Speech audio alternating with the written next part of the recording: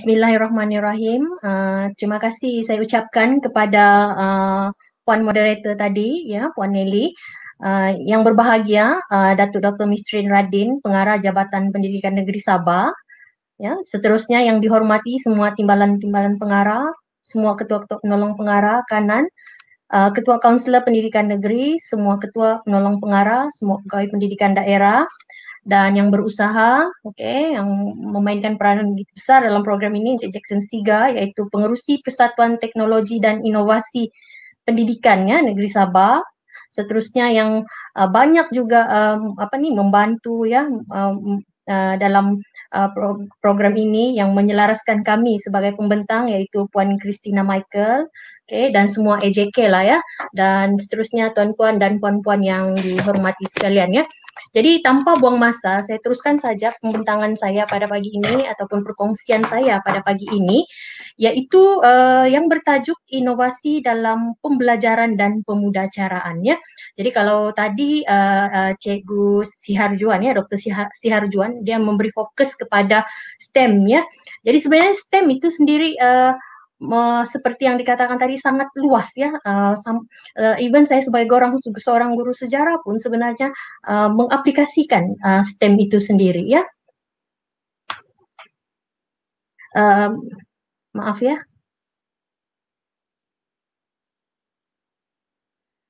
Saya ingin tanya, adakah slide saya nampak sekarang nih? Oke, jadi saya teruskan ya. Jadi antara kandungan perkongsian saya pada pagi ini ya, yang pertama yaitu saya kongsikan sedikit lah ya pengenalan, apa itu inovasi, walaupun sedikit sebanyak sudah dijelaskan oleh Dr. Siharjuan sebentar tadi, tapi saya akan lebih menjelaskan lagi dan lebih berfokus kepada dalam PDPC itu sendiri ya. Kemudian sebagai guru biasa, sebagai seorang guru sejarah, saya mau share juga bagaimana sebenarnya saya boleh mula terlibat dengan inovasi nih, sebab bila mula-mula terlibat dengan inovasi nih ya dan menyertai pertandingan, kalau tengok guru sejarah, orang terkejut, guru sejarah begitu kan, tapi sebenarnya semua guru sebenarnya ada inovasi, semua guru sebenarnya hari-hari ada inovasi, cuma belum lagi dapat mungkin menonjolkan inovasi tersebut ya.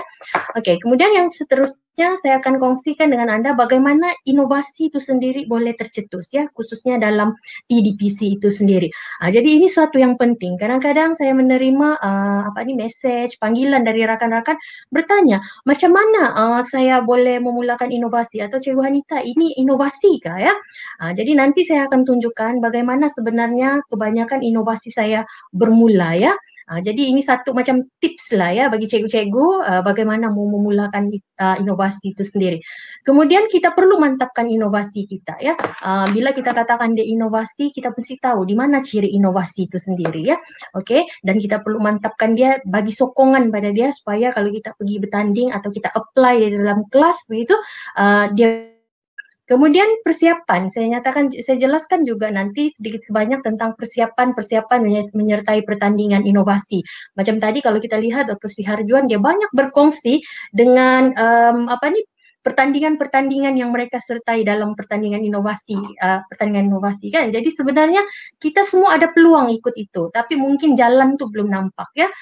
Jadi untuk permulaan kita mesti ada inovasi itu sendiri, mesti ada cetusan ide, mesti ada pemantapan, dan mesti membuat persiapan ke arah pertandingan itu sendiri ya. Kemudian saya kongsikan sedikit juga tentang pencapaian dan kejayaan-kejayaan khusus dalam pertandingan inovasi pengajaran dan pemudacaraan ini, supaya cikgu sendiri boleh nampak pertandingan mana yang cikgu boleh ikut ya, dan supaya cikgu boleh ada inspirasi. Dengan inovasi yang kadang simple, kadang mudah, tetapi kita boleh bawa pergi jauh dan dia boleh menunjukkan impak yang besar kepada khususnya pelajar-pelajar kita ya. Jadi saya mulakan dengan pengenalan pada pagi ini. Jadi sebagai pengenalan saya ingin jelaskan lah ya, apakah yang dimaksudkan dengan inovasi itu ya. Jadi inovasi ini secara mudahnya, secara ringkasnya ya, merupakan ide atau buah fikiran atau amalan atau apa yang kita lakukan ataupun objek ataupun benda maujud yang dianggap baru oleh seseorang ya. Itu Roger Miller ya. Kemudian Spencer nih dia menjelaskan inovasi itu sesuatu yang baru atau lebih baik daripada yang lama. Nah, jadi saya kalau mau menjelaskan tentang inovasi ini saya lebih suka dengan pendapat Spencer nih ya. Sebab kadang orang yang mau memulakan inovasi ini dia merujuk kepada sesuatu yang tiada kepada ada. Sebenarnya itu kan cikgu itu lebih kepada reka cipta. Ya, jadi dia agak sukar sedikit. Tetapi inovasi ini sebenarnya daripada yang sedia ada, mungkin pada pendekatan yang saya buat di bilik darjah, mungkin cikgu tengok, katalah saya cikgu sejarah, tapi mungkin cikgu adalah cikgu pendidikan Islam, cikgu mungkin guru bahasa Inggris, tapi cikgu rasa cikgu mau apply benda tu untuk murid cikgu. So, cikgu cuba, mungkin ada sedikit pengubahsuaian. Itu juga merupakan satu inovasi ya. Dan kalau cikgu tengok ya gambar yang saya kongsi ni, saya rasa kalau golongan guru yang 40-an, 50-an yang seumur dengan saya ni, boleh nampak perubahan tu kan. Zaman tidak ada telefon, zaman mula-mula telefon bimbit, kemudian sekarang ni kita sudah sampai kepada satu tahap smartphone yang macam-macam, yang kita tidak boleh kejar sudah. Kenapa? Sebab manusia ini dia sentiasa buat penambahbaikan. Dia bukan cipta sesuatu yang yang baru. Dia telepon juga kan, smartphone juga.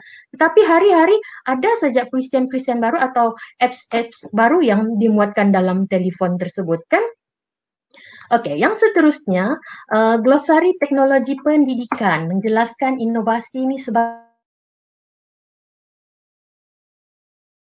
atau strategi baru yang boleh mempertingkatkan satu amalan ya. Jadi kalau cikgu tengok ya slide saya nih, oke, kalau cikgu tengok slide yang tertera sekarang nih ya, saya memberi fokus kepada strategi di dalam bilik darjah sebab saya memberi fokus kepada PDPC itu sendiri ya. Kita lihat guru kalau biasanya guru sejarah sendirilah, saya ambil contoh subjek saya lah, selalu dikaitkan dengan chalk and talk. Malah bila saya membuat kajian pun kan tentang pengajaran sejarah, pendekatan sejarah, bila saya baca jurnal-jurnal tu banyak isu-isu kenapa mereka mau menjalankan kajian dan mencuba satu intervensi tu.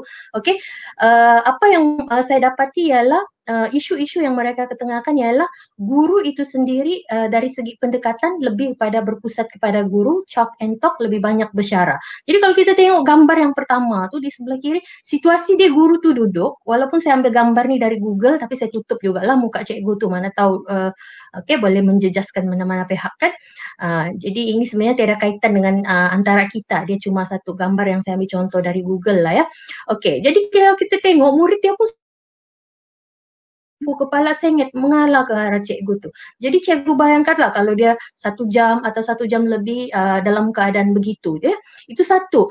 Adakah murid ini memperolehi pengetahuan itu? Dan yang lebih penting kemahiran. Apakah kemahiran ataupun apakah nilai-nilai ya seperti elemen-elemen kerjasama, komunikasi tidak dapat diamalkan. Tetapi bila kita ubah kita punya pendekatan, kita ubah suai, kita mempertingkatkan satu amalan tu, okey. Contohnya mungkin topik yang sama tapi saya gunakan ABM yang seperti di gambar sebelah kanan tu. Saya hasilkan ABM itu, kemudian saya train murid, kemudian daripada murid kepada murid, wujud komunikasi yang jelas, wujud percambahan idea ya, berpusat kepada murid.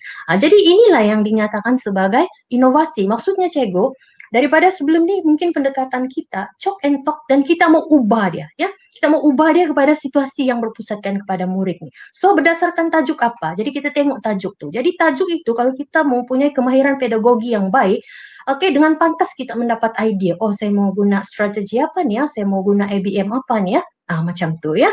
Okey, kemudian yang seterusnya Sufyan Hussein ya. Ini banyak disentuh oleh Dr. Siharjuan tadi ya, inovasi-inovasi yang begini ya, yang lebih kepada untuk kehidupan seharian dan sebagainya ni. Dia menjelaskan inovasi itu sebagai pembaharuan ya, ataupun modifikasi ataupun ubah suai ya, yang ubah suai idea, benda, ilmu atau ciptaan seni budaya yang mana kesemua itu untuk memenuhi fungsi-fungsi atau cita rasa. Okey, macam kalau kita tengok kan kuih penjaram atau penyaram. Ini semua orang Sabah mesti tahu kan kalau kuih penjaram. Dulu kita hanya kenal kuih penjaram tu yang warna coklat tu, yang original tu ya. Tetapi bila kita tengok semasa COVID ni, semasa pandemik ni, ramai guru-guru atau ibu-ibu, kakak-kakak, adik-adik yang di rumah tu sangat kreatif ya. muncul penjaram-penjaram yang warna lain ya, warna kuning, hijau, perisa pandan, perisa strawberry. Kenapa semua tuh? Sebab untuk memenuhi fungsi-fungsi ya, macam Dr. Harjuan cakap tadi, empati itu sendiri, cita rasa itu sendiri, keperluan itu sendiri ya. Oke, kemudian kalau kita lihat begitu juga dengan keropok lekor. Dulu kita hanya tahu keropok lekor ikan, tetapi ada penemuan-penemuan ya, yang melihat orang yang tidak makan ikan nih, maka mereka hasilkan keropok lekor nih yang perasa lain, contohnya ayam. Jadi ini memberi ruang kepada orang-orang yang tidak mungkin makan benda nih, dia boleh ada peluang makan keropok lekor tuh dengan perasa yang nih ya. Itu juga merupakan satu inovasi. Ini lagi satu bambangan ya. Biasanya bambangan nih dia macam mangga, kita kupas, kita makan begitu saja. Ataupun kita jerukkan dia, campur makan nanti dengan nasi, dengan ikan masin, dengan cili padi, kan? Tetapi ada orang yang berpikir di luar kotak. Dia mau bagaimana satu cara lain. Bagaimana orang menikmati bambangan itu dengan cara yang berbeza, yaitu melalui jus. Ya, mungkin ada orang yang bila dia makan bambangan itu dia rasa kelat, dia tidak boleh makan kan? Jadi orang-orang begini dia fikir, oh bagaimana saya mau bambangan itu menjadi lebih dari segi potensi dia lebih luas, pasaran dia lebih luas. Jadi dia menghasilkan jus bambangan itu sendiri ya. Oke, begitu juga kalau kita tengok yang donat nih, ya banyak banyak inovasi donat nih. Kalau dulu zaman sekolah kita tahu donat tuh yang kue gelang orang cakap kan, begitu saja kan. Tetapi sekarang nih donat nih juga kalau kita tengok dia sudah ada franchise dia kan.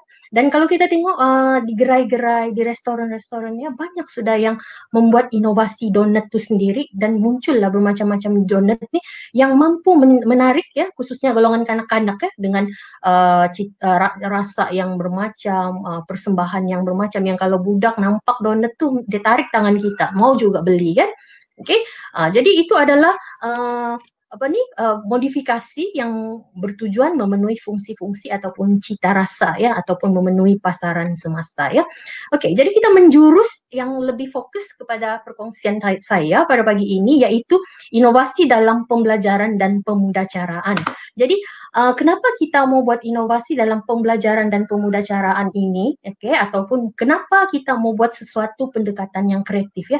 Sebab kita mau memastikan objektif tercapai ya. Secara spesifik objektif tercapai itu apa yang kita mau ajar di dalam bilik darjah. Tetapi kalau secara umum apa yang kita mau capai dalam inovasi itu sendiri, kita mesti rujuk kepada dokumen standar kurikulum pentaksiran ataupun DSKP. Kita perlu memahami dengan jelas ya kandungan dia, kesepaduan dia, elemen-elemen KPS, kemahiran berfikir dan sebagainya tuh, supaya kita faham semua kandungan tuh dan kita boleh melaksanakan satu pendekatan atau satu intervensi atau satu inovasi bagi memastikan apa yang kita ajar itu mencapai objektif dia, tetapi dengan cara ya, bukan yang macam gambar pertama tadi berpusat kepada guru, tetapi lebih kepada berpusat kepada murid ya. Yang mana kalau kita lihat di sini dicakap penemuan inovasi adalah untuk menangani masalah bagi meningkatkan sistem pendidikan. Jadi maksudnya untuk meningkatkan amalan kita di bilik darjah ya, secara spesifik. Oke, saya memetik ucapannya mantan Menteri Pendidikan kita, yaitu sekarang nih Perdana Menteri kita ya, Tan Sri Muhyiddin Yassin, dalam satu Majlis Perhimpunan Khas Guru Malaysia 2010. Lama sudah nih ya, cikgu sudah mau masuk 11 tahun ya. Yang mana beliau ada menyatakan guru perlu meneliti semula amalan bilik darjah yang sesuai dengan ciri dan situasi murid sekarang. Situasi murid 10 tahun dahulu berbeza. Situasi kita semasa jadi murid dahulu juga sangat berbeza. Dan situasi murid pada 2019 berbeza. Dan situasi murid pada pandemik ini juga berbeza. Jadi kan cikgu, apa yang kita perlu buat, apa yang kita sampaikan, kaedah kita atau teknik pengajaran kita itu perlu disesuaikan dengan perubahan-perubahan ini. Ya, di samping perubahan-perubahan itu, kita perlu mengambil kira keperluan-keperluan dalam kandungan kurikulum mata pelajaran kita itu sendiri. Jadi supaya dia sebati, supaya matlamat itu pun boleh tercapai ya. Jadi apa yang dinyatakan oleh beliau pada masa itu, yang fokus kita pada pagi ini ialah dia cakap kreativiti dan inovasi amat dituntut untuk melahirkan generasi muda berfikiran kelas pertama. Sebab apa? Kita tidak boleh mengajar 10 tahun lalu topik ni sampai hari ini pun sudah kita masih mengajar cara yang sama. Jadi kita mesti mengubah dia, modify dia, modifikasi seperti konsep yang dikemukakan oleh Sufyan itu tadi ya. Jadi guru-guru kita tidak ada pilihan sebenarnya.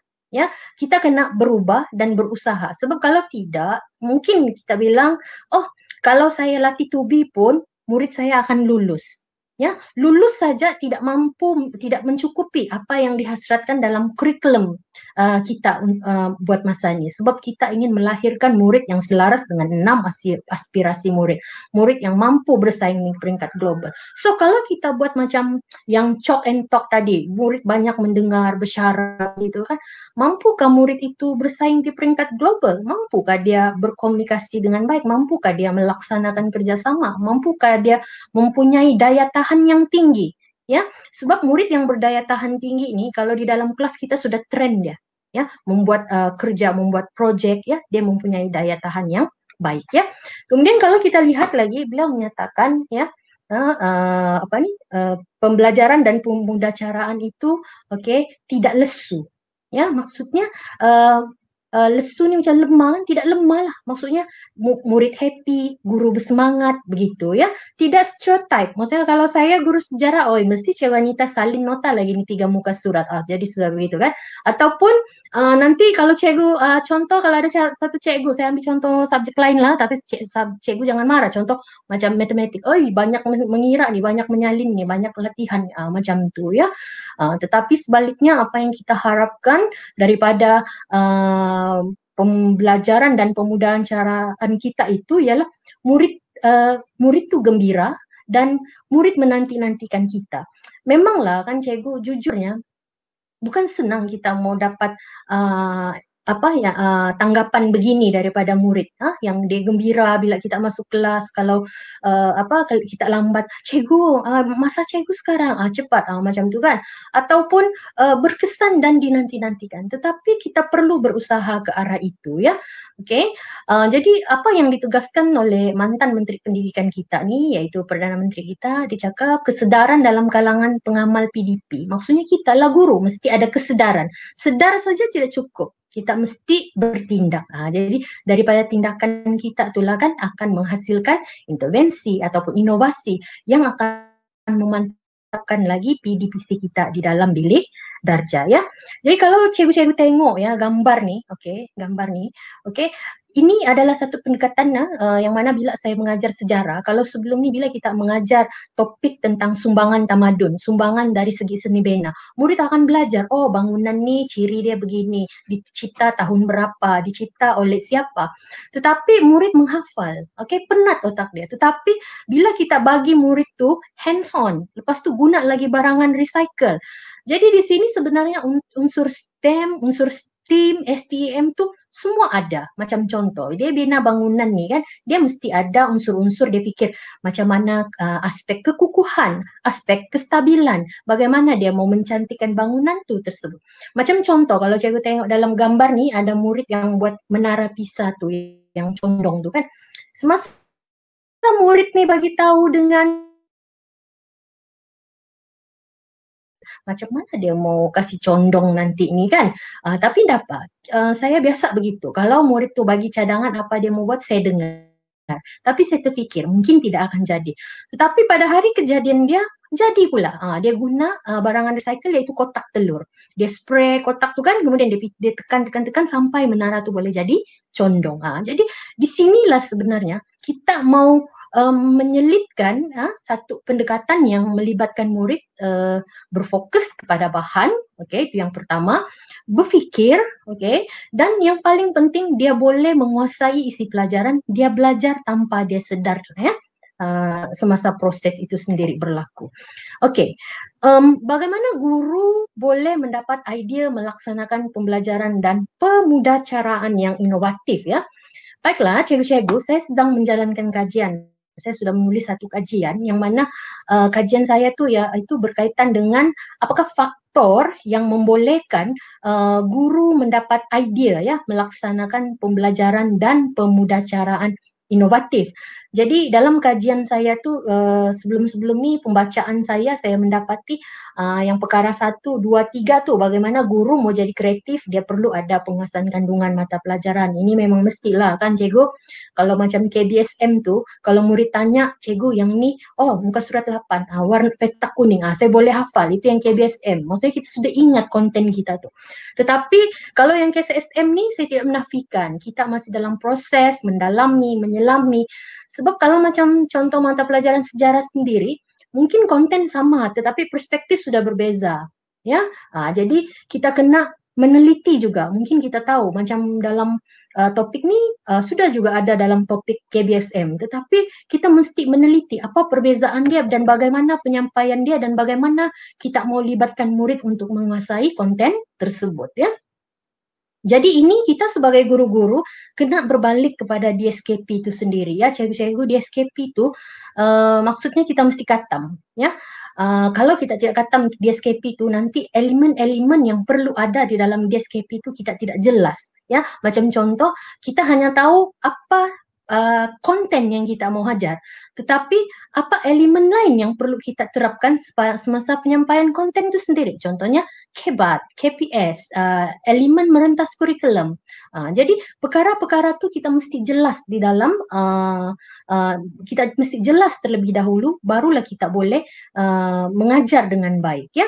Oke, kemudian yang kedua pengetahuan pedagogi ya. Pengetahuan pedagogi nih kemahiran mengajar.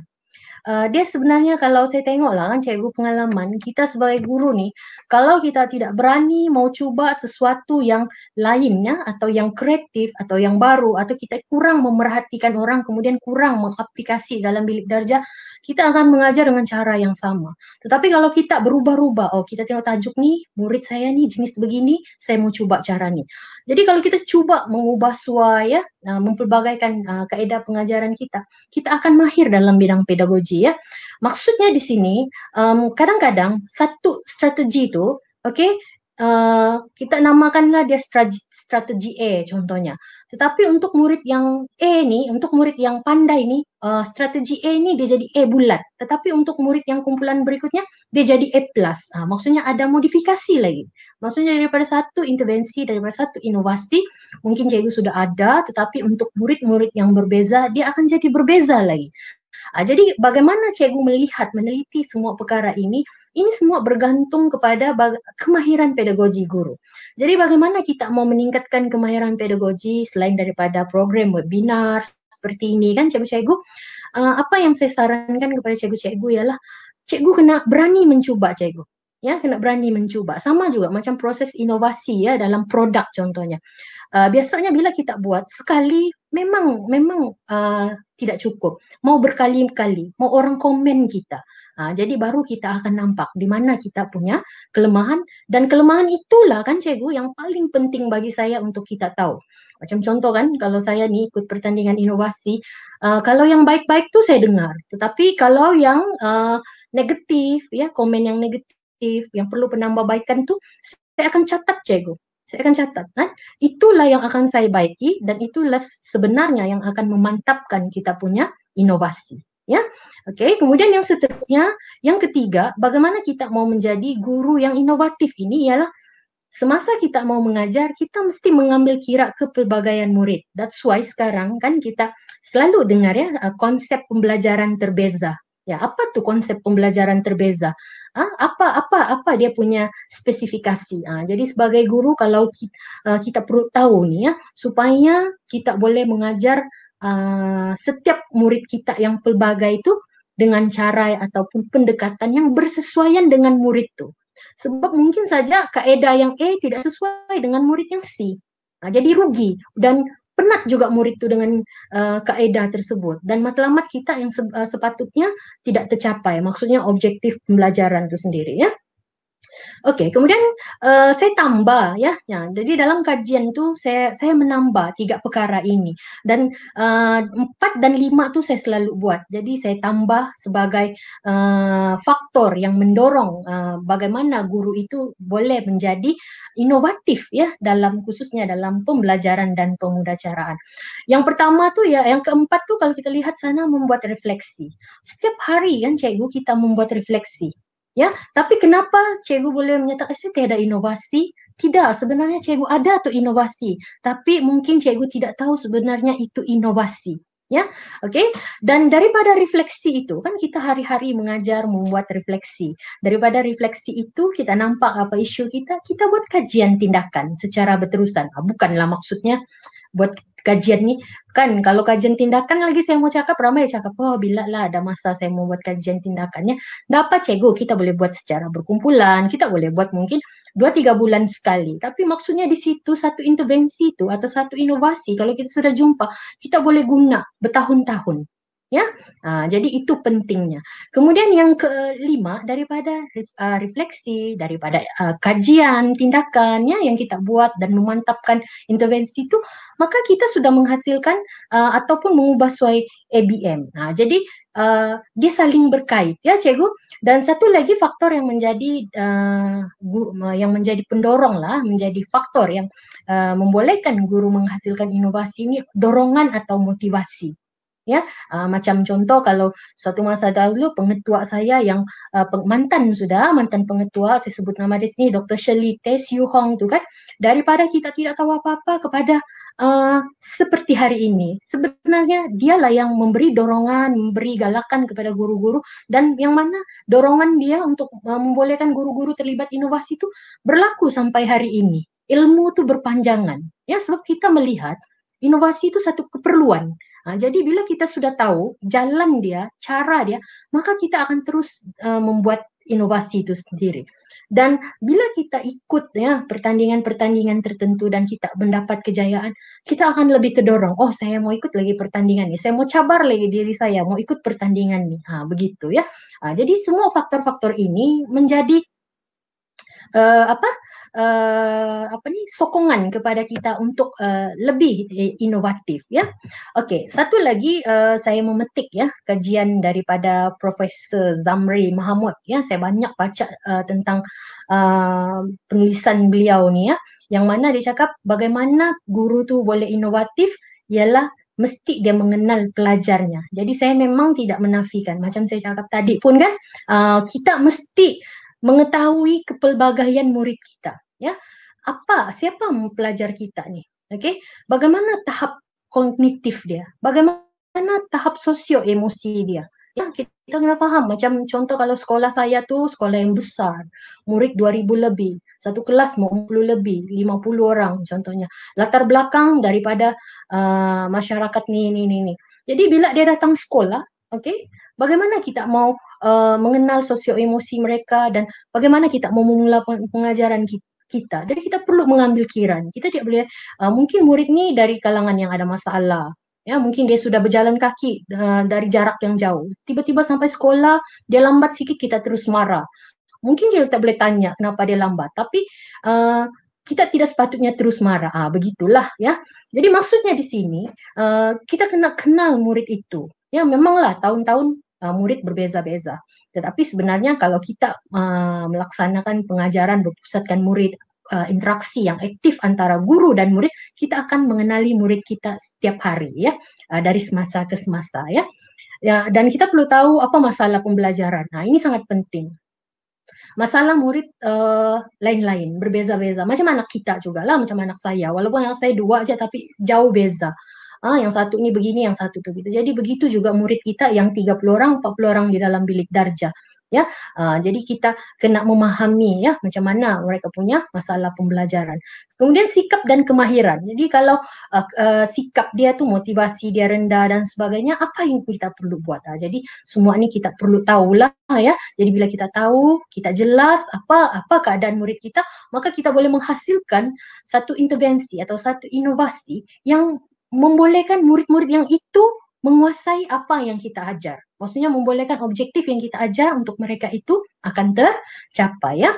Yang keenam sini kemahiran bahasa sebab Prof Muhammad Zamri ni dia Zamri Muhammad ni dia merujuk kepada kajian bahasa ya. Jadi saya tidak jelaskan yang itu. Jadi kan cikgu-cikgu kalau kita tengok dua maklumat yang terpapar ni inilah ya idea bagaimana guru itu boleh mendapat idea ya untuk melaksanakan pembelajaran dan pemudacaraan. Nanti saya akan pergi lebih detail lagi perkara ini ya.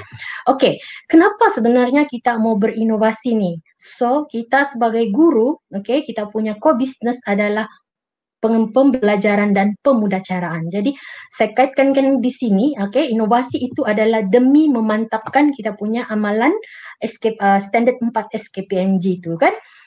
Jadi kalau kita merujuk balik, saya rasa semua cikgu sudah tahu, semua Arif tahu, kalau apa elemen dalam standard 4 SKPMG itu semua boleh sebutkan, 5 yang berkaitan guru, 1 berkaitan murid. Tetapi guru sebagai perancang itu apa sebenarnya?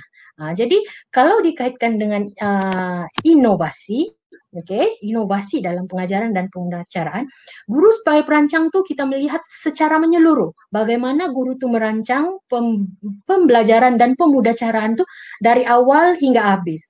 Apa bahan yang akan digunakan, apa kaidah, apa strategi yang akan digunakan, yang membolehkan murid kalau mungkin jenis yang nakal, saya boleh kawal. Kalau murid yang lemah, dia boleh menguasai objektif ini. Jadi disinilah kita mesti merancang dengan teliti. Bukan kita buat RPH, siap, upload, cukup. Ya, jadi kalau kita buat begitu, sebenarnya kita sendiri sebagai guru tidak belajar. Kita sendiri sebagai guru tidak dapat memantapkan atau meningkatkan kemahiran pedagogi kita. So, apa yang terjadi? Kita akan jadi guru yang nanti beratlah, perubahan baru nih, banyak elemen-elemen baru dalam pendidikan, nanti kita rasa macam berat. Ya, kemudian yang seterusnya, ya, guru sebagai pendorong mindaksi. Jadi mungkin ada cikgu dia berpikir guru sebagai pendorong minda atau emosi ini lebih kepada set induksi contohnya ya. Tapi sebenarnya guru sebagai pendorong minda dan emosi ini dia mesti dari mula sampai habis ya. Memanglah penting set induksi itu kan, memang penting. Itu pun boleh jadi juga kita guna inovasi kita bagaimana mendorong minda murid. Ya, macam saya sendiri, contoh saya bagi contoh sejarah, sebab saya ini guru sejarah. Tapi cikgu pun mungkin boleh fikir ya untuk manalah tahu ajar subjek ini bersesuai. Macam contoh, bila saya mau mengajar tentang perjuangan pemimpin tempatan, perjuangan kan, berjuang. Saya tidak tunjuk gambar-gambar. Dulu saya tunjuk gambar. Bila saya tanya murid, macam-macam orang teka. Nanti kalau apa boleh tersinggung lah. Orang lain dengar boleh tersinggung. Apalah nama-nama yang bukan tidak berkaitan. Jadi saya ubah, saya fikirkan bagaimana supaya dia lebih bersiap sedia dengan konten yang seterusnya. Contohnya topik yang tadi, perjuangan pemimpin tempatan. So saya masuk kelas, saya tanya, kelas siapa yang paling kuat di sini ya dalam kelas nih?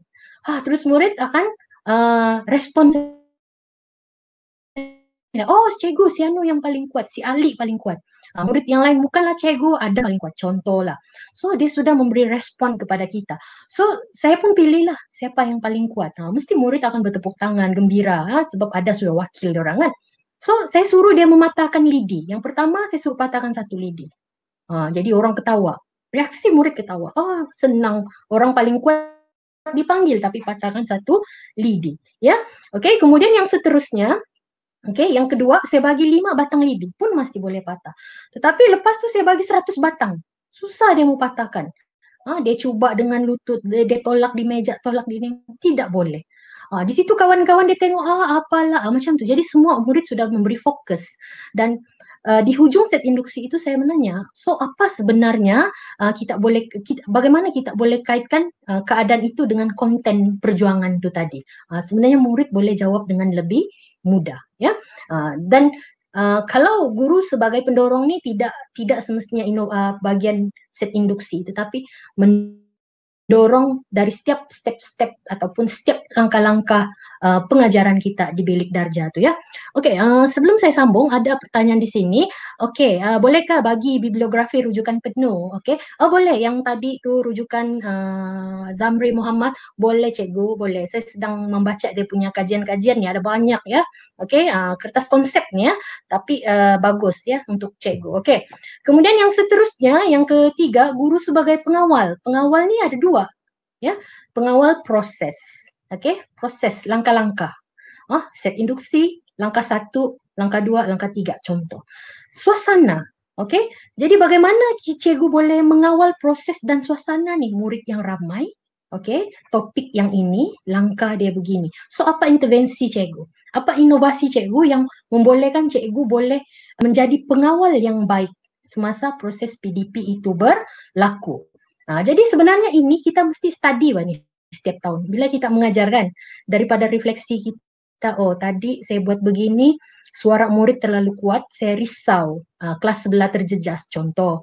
Tadi saya buat begini, ada murid yang dalam kumpulan, dia tidak buat apa. Jadi maksudnya, dalam refleksi itu, itulah yang kita akan study, dan itulah yang kita akan perbaiki untuk sesi PDP kita pada masa akan datang. Ya. Oke, yang seterusnya, guru sebagai penilai. Ini pun banyak dia punya isu, cikgu. Guru sebagai penilai ini maksudnya guru sebagai pentaksir. Biasa kita sebut pentaksiran bilik darjah. Ya, ramai yang menyatakan, cikgu, macam mana saya mau mentaksir nih kalau murid saya 40 orang nih, 45 orang nih. Kalau cikgu ada persoalan begitu, syukur cikgu, bagus. Maknanya cikgu ada isu. Dan bila cikgu ada isu, sepatutnya cikgu pikir macam mana saya mau menghasilkan satu intervensi yang membolehkan saya mentaksir murid yang 45 orang itu tadi dalam satu PDP begitu. Jadi bila ada persoalan-persoalan itu kan cikgu, jangan kita lepaskan dia begitu. Sepatutnya persoalan-persoalan itu kita kumpul dan kita buat mungkin sedikit pembacaan, kita mungkin buat sedikit perbincangan dengan rakan-rakan kita supaya kita dapat ide macam mana mau menjadi penilai atau pentaksir yang sesuai, ya, yang sesuai dengan jumlah murid, yang sesuai dengan isi pelajaran, ya, yang sesuai mungkin dengan suasana dan sebagainya, ya. Oke, yang seterusnya guru sebagai pembimbing. Ya, pembimbing nih dari awal hingga akhir. Membimbing macam mana ya? Adakah cikgu membimbing murid secara personal, murid dengan murid? Cikgu membimbing dalam kumpulan atau cikgu membimbing secara keseluruhan? Jadi ini juga cikgu kena tahu. Potensi murid, latar belakang murid, sosio emosi murid. Mungkin saja kalau kita mengajar contohnya matematik, ada kelompok di sana, oke, dia tidak perlukan bimbingan sangat. Tetapi kelompok di sini dia perlukan lebih bimbingan. Jadi bagaimana cikgu merancang proses PDP cikgu tuh supaya pada masa akan datang cikgu tidak terlalu terfokus memberi bimbingan kepada kelompok bimbing yang perlu dibimbing tadi. Apa cikgu perlu buat supaya pada masa akan datang ada kelompok lain membantu kelompok-kelompok yang perlu dibimbing. Begitu. Jadi mungkin cikgu akan muncul dengan satu pendekatan sebab saya yakin ya cikgu, murid kita nih pun sama macam kita. Kalau dia share, kalau dia mengajar akan dia lagi lebih dapat konten, dia lagi berilmu ya. Jadi mungkin cikgu boleh fikir dari perspektif itu kemudian mencoba dalam cara bimbingan itu sendiri ya. Oke, 5 daripada guru, 1 untuk murid. Apa yang kita hasratkan yaitu murid sebagai pembelajar aktif. Oke, murid sebagai pembelajar aktif nih maksudnya terlibat sepenuhnya dalam proses pembelajaran dan pemudacaraan dan yang paling penting menguasai pengetahuan, kemahiran dan nilai yang sepatutnya ya. Oke, sebab sekarang nih kan cikgu kalau kita tengok di SKP nih, murid kita tidak boleh menguasai konten sahaja. Dia mesti jalan sekaligus dengan nilai itu. Atau dalam kalau sejarah, nilai kewarganegaraan tuh. Dia mesti bersama. Kalau dulu dia terpulang pada cikgu di mana mau selit. Sekarang tidak, dia mesti bersama-sama. Kita buat objektif pembelajaran tuh, oke, SK, SP itu kita mesti ambil satu pengetahuan, satu nilai. Atau mesti ada beberapa pengetahuan dan mesti ada nilai secara bersama ya.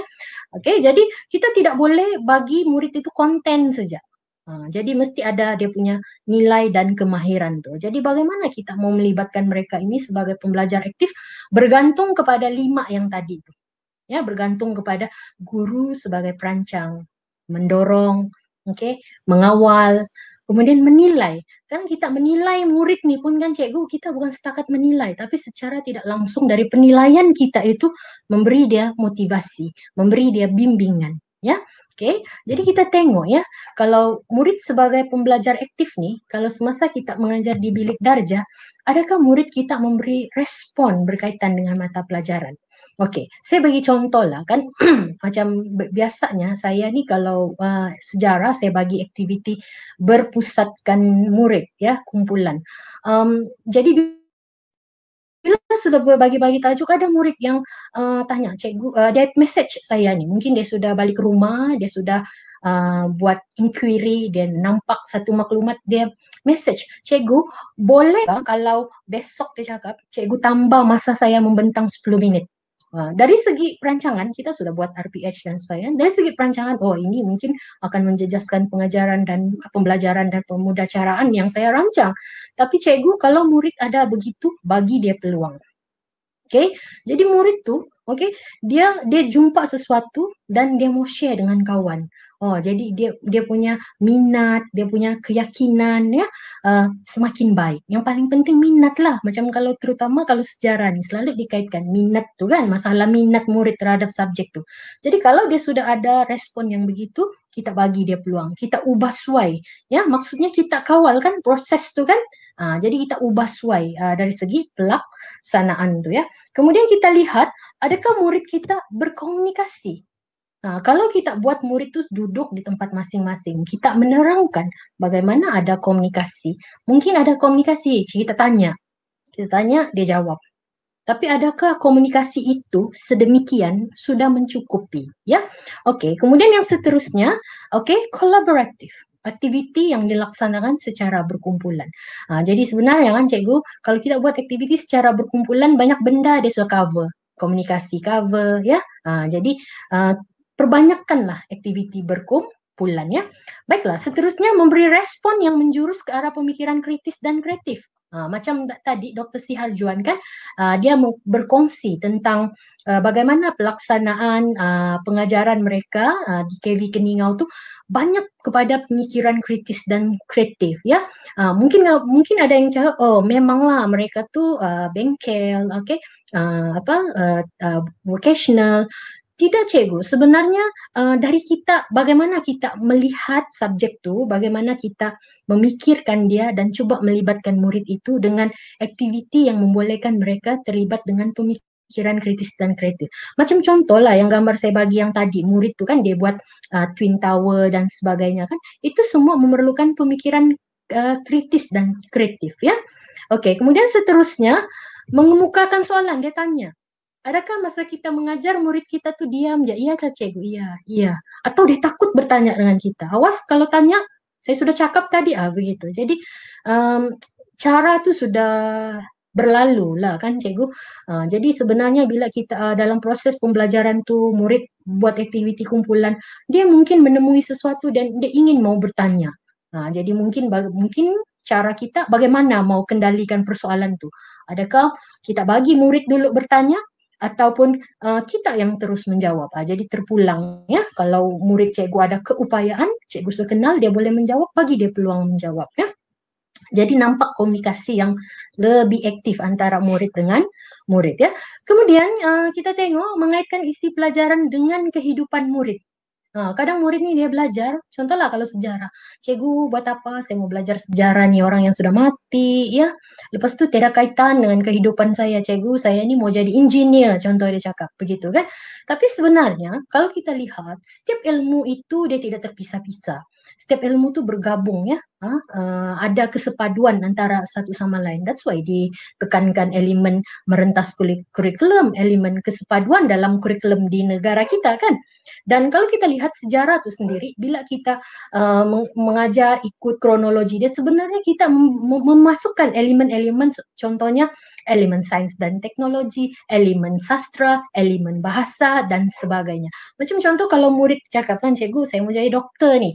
Tapi kalau dia mau jadi dokter pun, kalau you mau jadi dokter pun, you kena belajar balik dari segi sejarah perubatan tamadun awal. Jadi kita boleh buka minda dia di situ ya. Oke, kalau you mau jadi jurutera pun, you kena belajar balik sejarah kejuruteraan tamadun awal. Jadi sebenarnya sejarah itu saling berkait.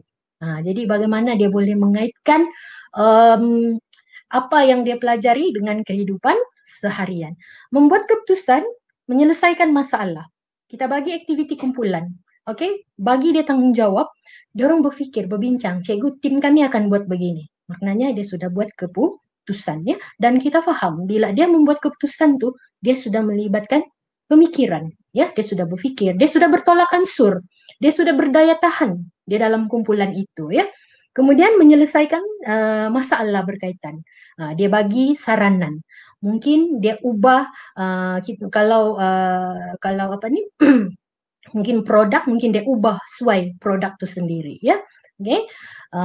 Yang seterusnya, oke, apa yang kita mahu daripada proses pembelajaran dan pemudacaraan yang kita kendalikan itu ialah dia mampu mencapai ya apa yang dihasratkan dalam plan pendidikan ya negara kita, yaitu 6 aspirasi murid. Tetapi kan cikgu, bila kita tengok 6 aspirasi murid nih, coba kita tanya diri kita balik lah kan cikgu.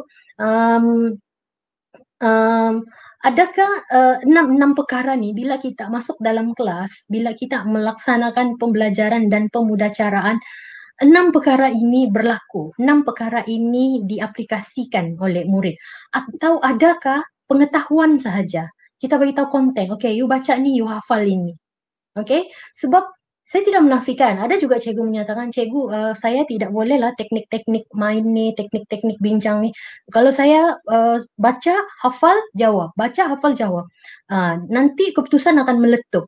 Ya cikgu, memang saya tidak menafikan, tapi kita jangan lupa bahawa manusia yang kita mau lahirkan tu manusia yang mesti nanti masuk alam pekerjaan, dia pandai berfikir, dia pandai menyelesaikan masalah. Itu yang kita harapkan.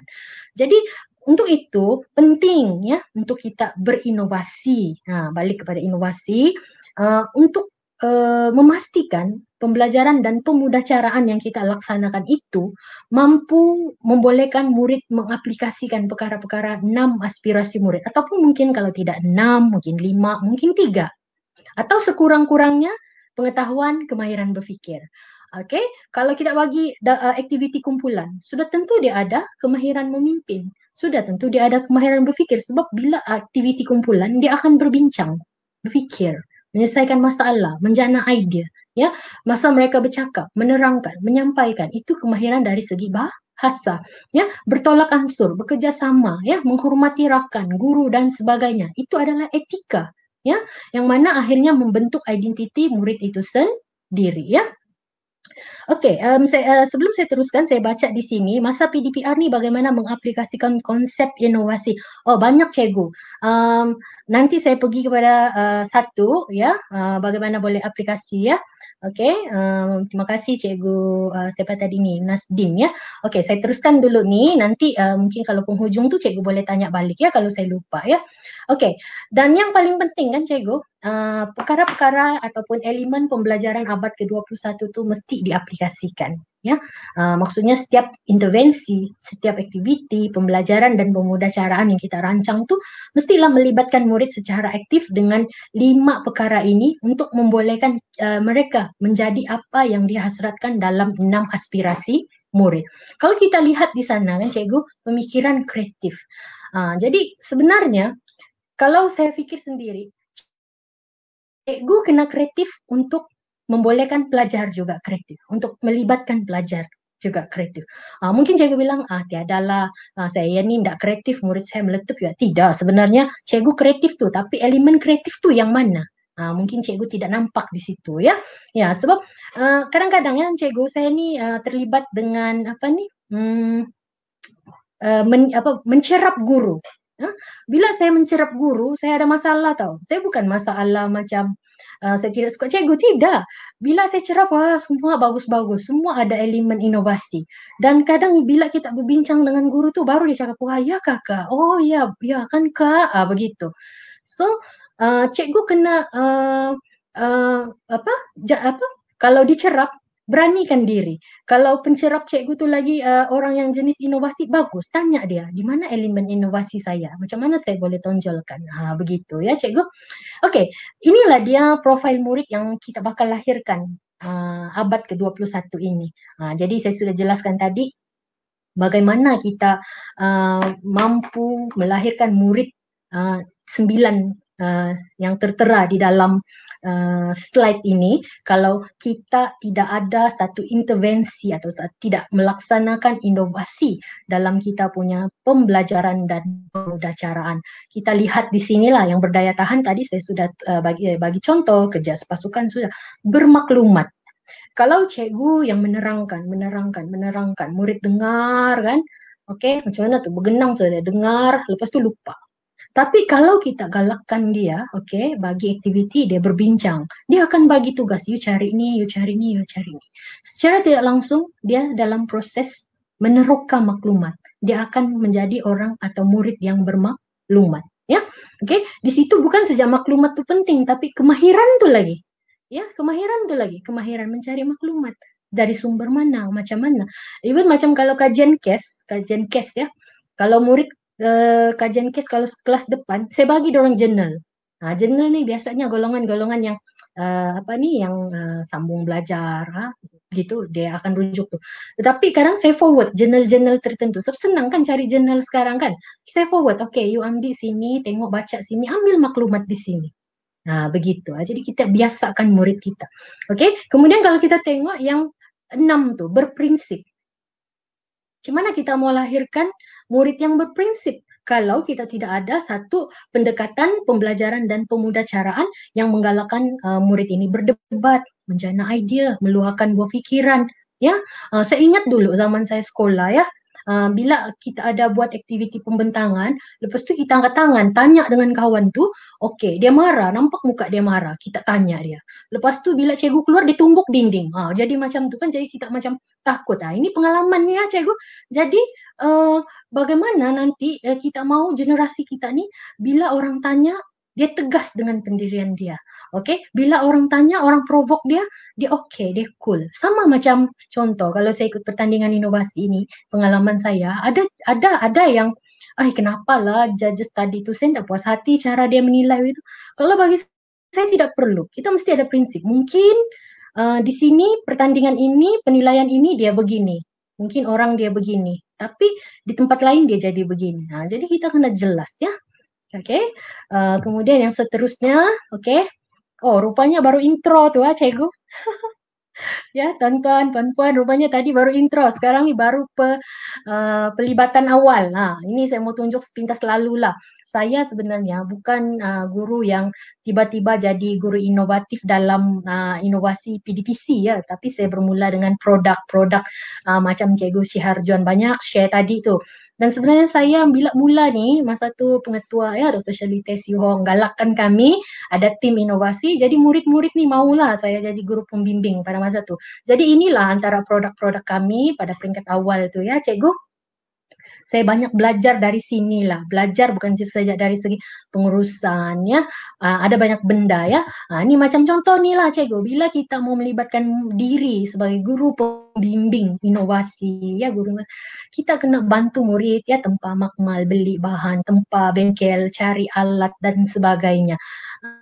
Kemudian tengok murid bersama-sama dengan murid dan sebagainya ya. Kemudian bila pada hari pertandingan, tengok ni, okey, memastikan makan, pakai, latihan mencukupi, alat yang mencukupi.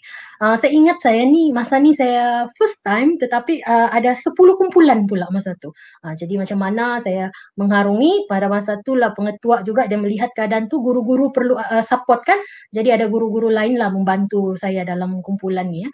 Jadi ini permulaan, banyak benda saya tidak tahu. Tapi begitulah cikgu, dalam PDPC pun, dalam pembelajaran dan pemudacaraan pun, kita perlu banyak belajar cikgu. Walaupun mungkin macam saya sudah jadi guru 20 tahun kan, tetapi hari-hari pun mau belajar. Hari-hari pun bila tengok, lebih lagi kalau ke SSM, macam mana saya mau ajar benda ni? Contoh begitu kan.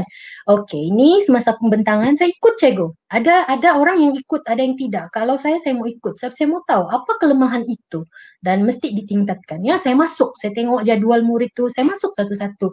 Ya, saya dengar dan ini juga sebenarnya sebagai satu sokongan lah kepada murid kita ya. Okey, ini semasa hari pameran, okey. Okey, saya bersama ya, set up booth pameran dan sebagainya. Saya dapat Cikgu Jahari ada bersama kita ya. Cikgu Jahari, hai. Ni zaman Fiona Rika pun ada ya. Ni ada zaman, kalau tak silap ada gambar Fiona Rika ya. Okey. inilah dia semasa kami penyampaian hadiah, okey, masa tu Sindex 2012 permulaannya, cikgu permulaan saya cerita dulu. Saya bawa 10 produk, 3 produk saja ke peringkat akhir. Maksudnya yang tadi dang bentang tu 10 kumpulan 3 aja yang masuk peringkat akhir. Bayangkan kerjanya tu kan, tapi 3 masuk akhir. Okey, 3 gangsa, 1 anugerah. Terus dapat anugerah iaitu anugerah booth terbaik. Maksudnya People Choice Award ya. Jadi pada masa tu mungkin jugalah saya jenis yang suka benda-benda begini kan. Masa tu murid saya tu semua putih ya, tapi saya mau hias dia. Saya mau tunjukkan cara pameran yang berbeza ya. Jadi dapat anugerah lah salah satu booth kami ni ya, dan kami telah diumumkan sekolah kami di bawah pengetua kami pada masa tu sebagai a big winner, okay, a big winner, okay. Kemudian selepas Sindex tu barulah saya bermula dengan inovasi PDPC. Saya bermula, kalau cikgu-cikgu sejarah mungkin kenal saya dengan produk Sifu dan IBES. First time saya ikut peringkat negeri Sabah iaitu tahun 2012 ya. Jadi pada masa itu saya dapat Johan untuk kategori kumpulan bersama rakan-rakan saya, Cikgu Susana, Cikgu Leza ya. Okey. Kemudian dapat tempat ketiga untuk kategori individu. Tetapi di sini banyak benda saya tidak tahu. Tetapi bila kita dipantau sebenarnya, pada masa itu saya ingat dari JPN yang memantau Encik Suhaimi Matsa, sekarang PPD di Papar, banyak membimbing lah, banyak membimbing. Itu bagusnya cikgu, kalau kita ikut benda-benda begini dan kita dinilai, sebenarnya kita dibimbing. Bila kita dibimbing sebenarnya kita pun sedang memperbaiki kita punya pedagogi itu sendiri ya. Okey, selepas itu saya bawa yang produk murid tu tadi, okey, ke pertandingan Anugerah Harta Intelek dan dapat lagi tempat ketiga. Johan pun sebenarnya sekolah kami dan saya dapat tempat ketiga. Jadi macam macam tidak sangka-sangka lah ya. Dapat tempat ketiga, sangat gembira. Okay. Kemudian seterusnya pergi lebih jauh, peringkat antarabangsa, iaitu masih dalam negara. Dan di sini nih, di UPSI ni saya dapat daripada 15 gold medal, salah satu SMK Bandar Raya dapat melalui IBES tu sendiri ya. Okey. Kemudian kami pergi ke peringkat yang seterusnya di luar negara. Okey, kami pergi dengan tim yang besar. Okey, sebab alang-alang pergi kan. So pada masa tu saya bawa IBES tu dengan 3S tu yang menang Anugerah Harta Intelek. Dan anugerah dalam pertandingan di Korea ni saya dapat yang IBES tu, PDPC tu nombor 2 silver, tetapi yang 3S tu saya dapat special award dan gold medal ya. Jadi di sinilah permulaan dia ya cikgu. Jadi yang seterusnya saya mau kongsikan dengan cikgu-cikgu pada pagi ini ialah tentang mau tengari silakan cikgu, tentang cetusan idea inovasi PDPC ni ya. Okey. Bagaimana idea saya itu tercetus. Mungkin tadi saya ada jelaskan sikit-sikit, tapi di sini saya mau lebih spesifik ya. Sebenarnya manusia ini sentiasa berinovasi secara berterusan sejak zaman prasejarah lagi. Sebab manusia sentiasa mau memperbaiki kehidupan mereka. Macam kalau kita tengoklah, saya ambil contoh sejarah juga, guru sejarah kan, macam masyarakat zaman prasejarah pada zaman Paleolitik tu kan. Okay? Mereka hidup berasaskan batu. Batu tu yang asas lagi, yang besar. Ya, tetapi disebabkan keperluan, kemudian mereka berfikir bila baling batu, batu tu pecah, oh rupanya boleh kecil. Contoh begitu kan, rupanya batu tu boleh kecil. So mereka mengasah batu, mengecilkan batu tu sampailah dia jadi peralatan yang lebih tajam. Di situ mereka sudah mementingkan nilai estetika tu sendiri. Seperti yang Dr. Siharjuan jelaskan tadi. Sampai satu tahap manusia ni dia bukan saja macam mau makan nasi, minum air, boleh hidup kenyang gitu. Tetapi dia sudah memerlukan ada keperluan-keperluan lain seperti nilai estetika yang disebutkan oleh Dr. Siharjuan tu tadi ya. Okey, ini dia projek inovasi saya, antara projek inovasi saya khusus dalam mata pelajaran sejarah. Dan saya bermula 2012 hingga kini lah. Jadi kebanyakannya sudah kukuh lah ya, sudah kukuh. Banyak penambahbaikan lah dari semasa ke semasa. Dan kalau kita lihat di sini kebanyakannya ada hak cipta Maipo. ya ada hak cipta Maipo. Kemudian mana-mana yang modul begitu saya uruskan penerbitan dan saya coba kongsikan, bawa bertanding, oke, sampai ke peringkat antarabangsa. Kalau boleh semua saya mau bawa, ya semua saya mau bawa ya, sebab itu satu pencapaian, itu satu pengiktirafan, yang macam tadi Datuk Dr. Nistrin Radin berucap. Ya, dia cakap bagaimana inovasi itu mesti berimpak tinggi. Kita mesti mau orang lain tengok, kita mesti mau orang lain komen, supaya kita nampak di mana kelemahan kita. Sebab macam kalau kita menulis, macam kalau kita mengarang kan, cikgu-cikgu, kadang kita tidak nampak kesilapan kita di mana tuh. Oke, tetapi bila orang tengok, oh dia nampak silap nih, silap tuh, silap nih. Begitulah juga dengan inovasi. Jadi dengan kekurangan, kelemahan, bila kita nampak itu bagus sebenarnya. Disitulah peluang kita sebenarnya mau memantapkan inovasi tersebut ya. Dan yang paling penting, yang tadi Datuk Dokter cakap, aplikasi memberi impak. Jadi semua ini sudah diaplikasikan dalam kalangan murid-murid, oleh guru-guru. Kebanyakannya sudah tersebar luas di seluruh negara, sudah diaplikasikan di seluruh negara ya. Yang seterusnya kalau kita lihat di sini saya kongsikan lah ya beberapa buku saya yang di mana buku-buku ini saya muatkan ya ke semua hasil-hasil inovasi saya tuh, penulisan-penulisan inovasi saya tuh. Sebenarnya kalau cikgu baca buku nih, cikgu bukan saya dapat idea macam mana menghasilkan inovasi itu, tapi sebenarnya cikgu boleh bukan mendapat idea untuk PDPC itu, tapi cikgu juga boleh mendapat idea macam mana tulis kajian tindakan, macam mana mau menghasilkan inovasi ya. Yang tadi ada cikgu mau menanya tentang bagaimana inovasi masa PDPR. Ini buku yang baru nih saya muatkan. Ada beberapa yang saya apply semasa PDPR nih, saya muatkan di dalam buku yang bakal terbit nih. Sebenarnya sepatutnya sudah terbit, tetapi terlalu banyak komitmen, jadi dia tertangguh sedikit ya.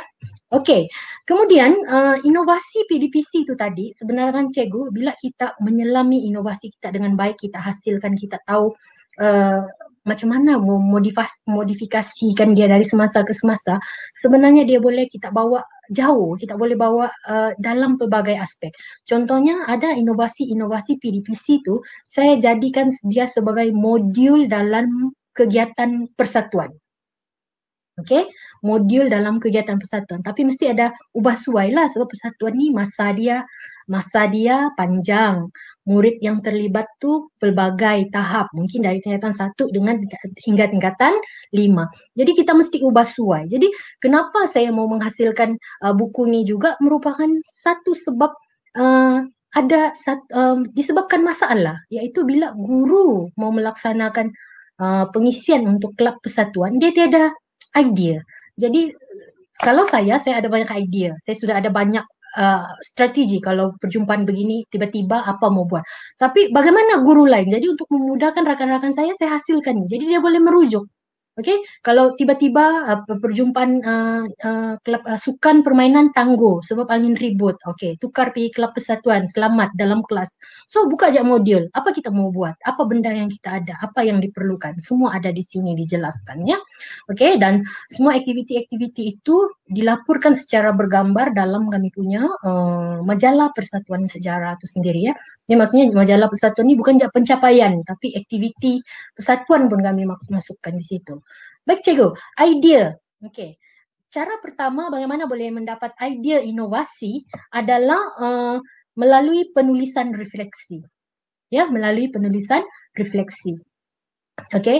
Biasanya bila kita habis mengajarkan cikgu-cikgu, bukan selalu kita mesti menulis refleksi, sebab 3 perkara penting ya cikgu kita sebagai guru.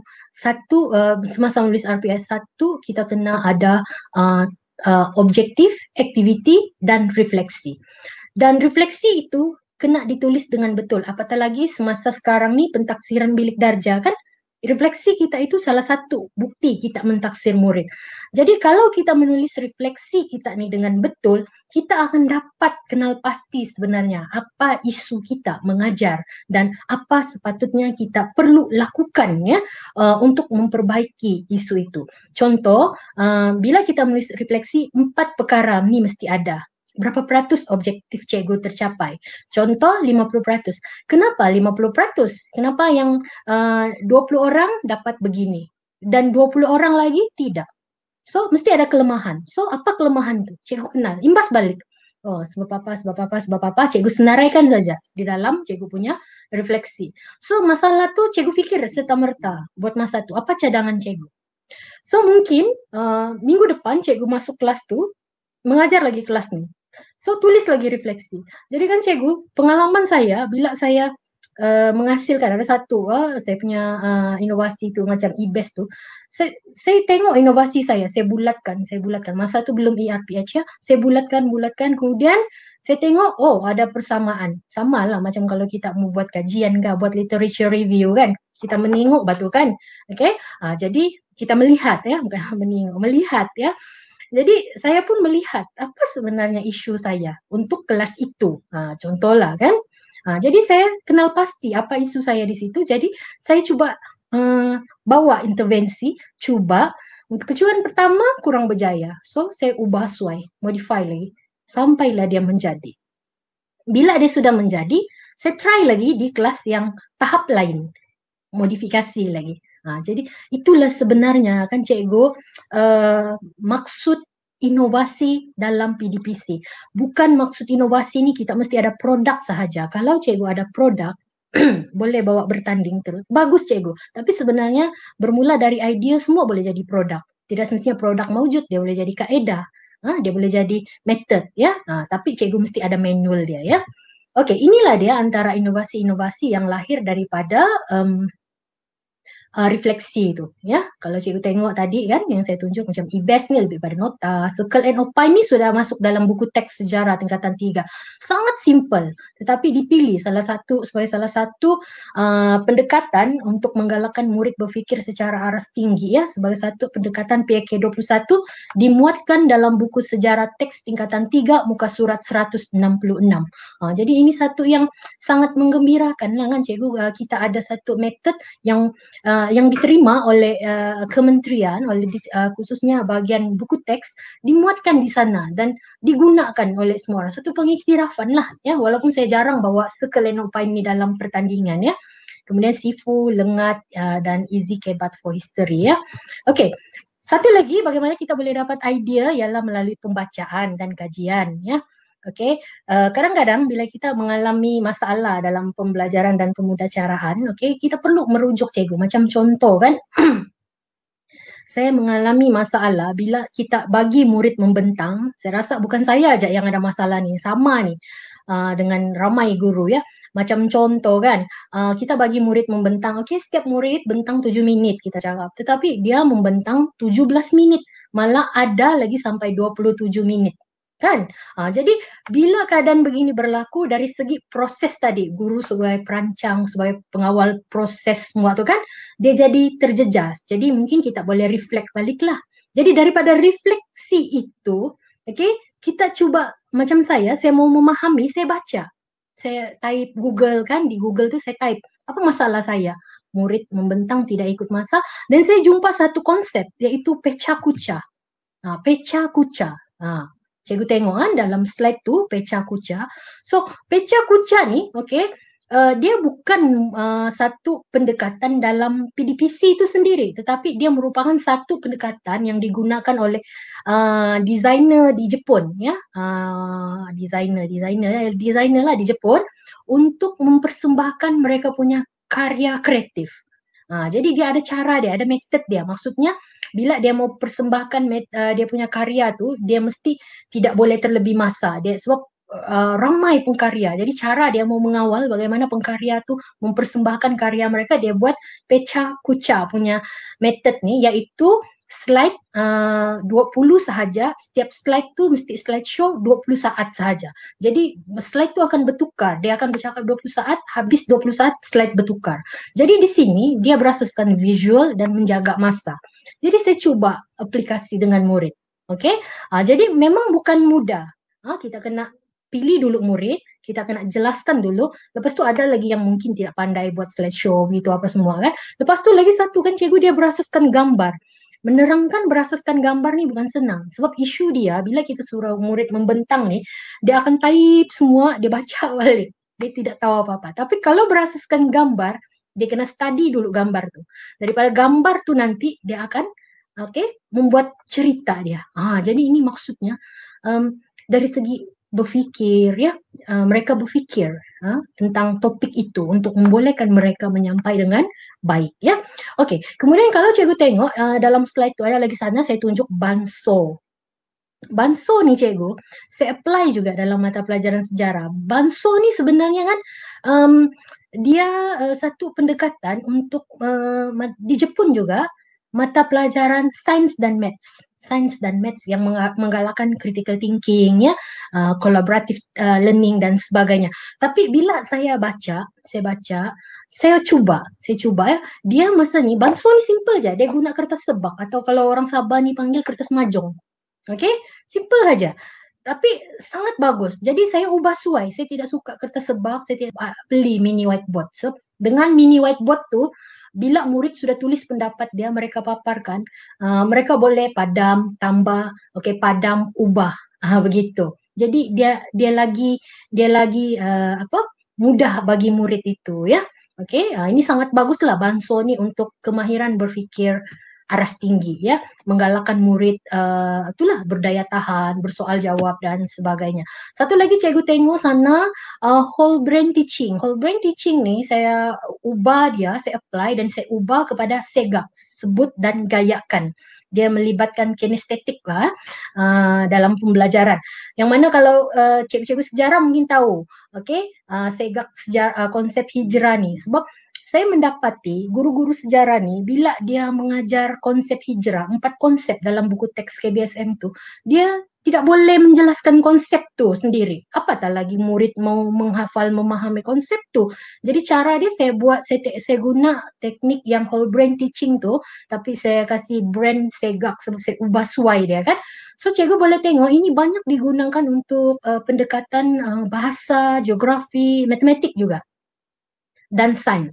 Tapi bila saya tengok, saya tertarik dan saya cuba ubah suai dia. Itu yang maksud dia cikgu inovasi, modifikasi daripada pelajar di Jepun, aplikasi di Jepun, kita tengok bagus, kita sesuaikan dengan tahap murid, keperluan murid, latar belakang murid. Jadi akhirnya kita dapat membentuk melaksanakan satu pembelajaran dan pemudacaraan yang boleh melibatkan murid itu bukan saja aktif tapi yang penting membolehkan mereka melalui satu pembelajaran yang bermakna. Bermakna maksudnya mengaplikasi berbagai kemahiran tapi pada masa yang sama boleh memahami dan menguasai konten itu dengan baik ya. Kemudian yang seterusnya, bagaimana saya boleh mendapat idea dalam pertandingan, dalam sesuatu inovasi, ialah penyertaan dalam pertandingan. Ya, saya suka ikut bertandingnya, cikgu. Saya suka pergi bertanding. Kalau saya tidak menang, tidak apa. Sebab prinsip saya, kalau saya pergi bertanding, saya tidak mau berat-berat fikir, saya mesti mau dapat gol kah, kurang-kurangnya saya dapat bronze kah. Tidak, cikgu. Tidak pernah. Mungkin rakan-rakan yang kalau selalu pergi berjalan bertanding dengan saya kan, macam cikgu Saida, cikgu Syarin, dia orang tahu nih, saya bukan jenis yang kalau bertanding, saya mesti menang. Tetapi prinsip saya dalam pertandingan, saya ikut dan buat yang terbaik. Saya buat saja yang terbaik. Saya study tentang pertandingan tu, saya buat persiapan.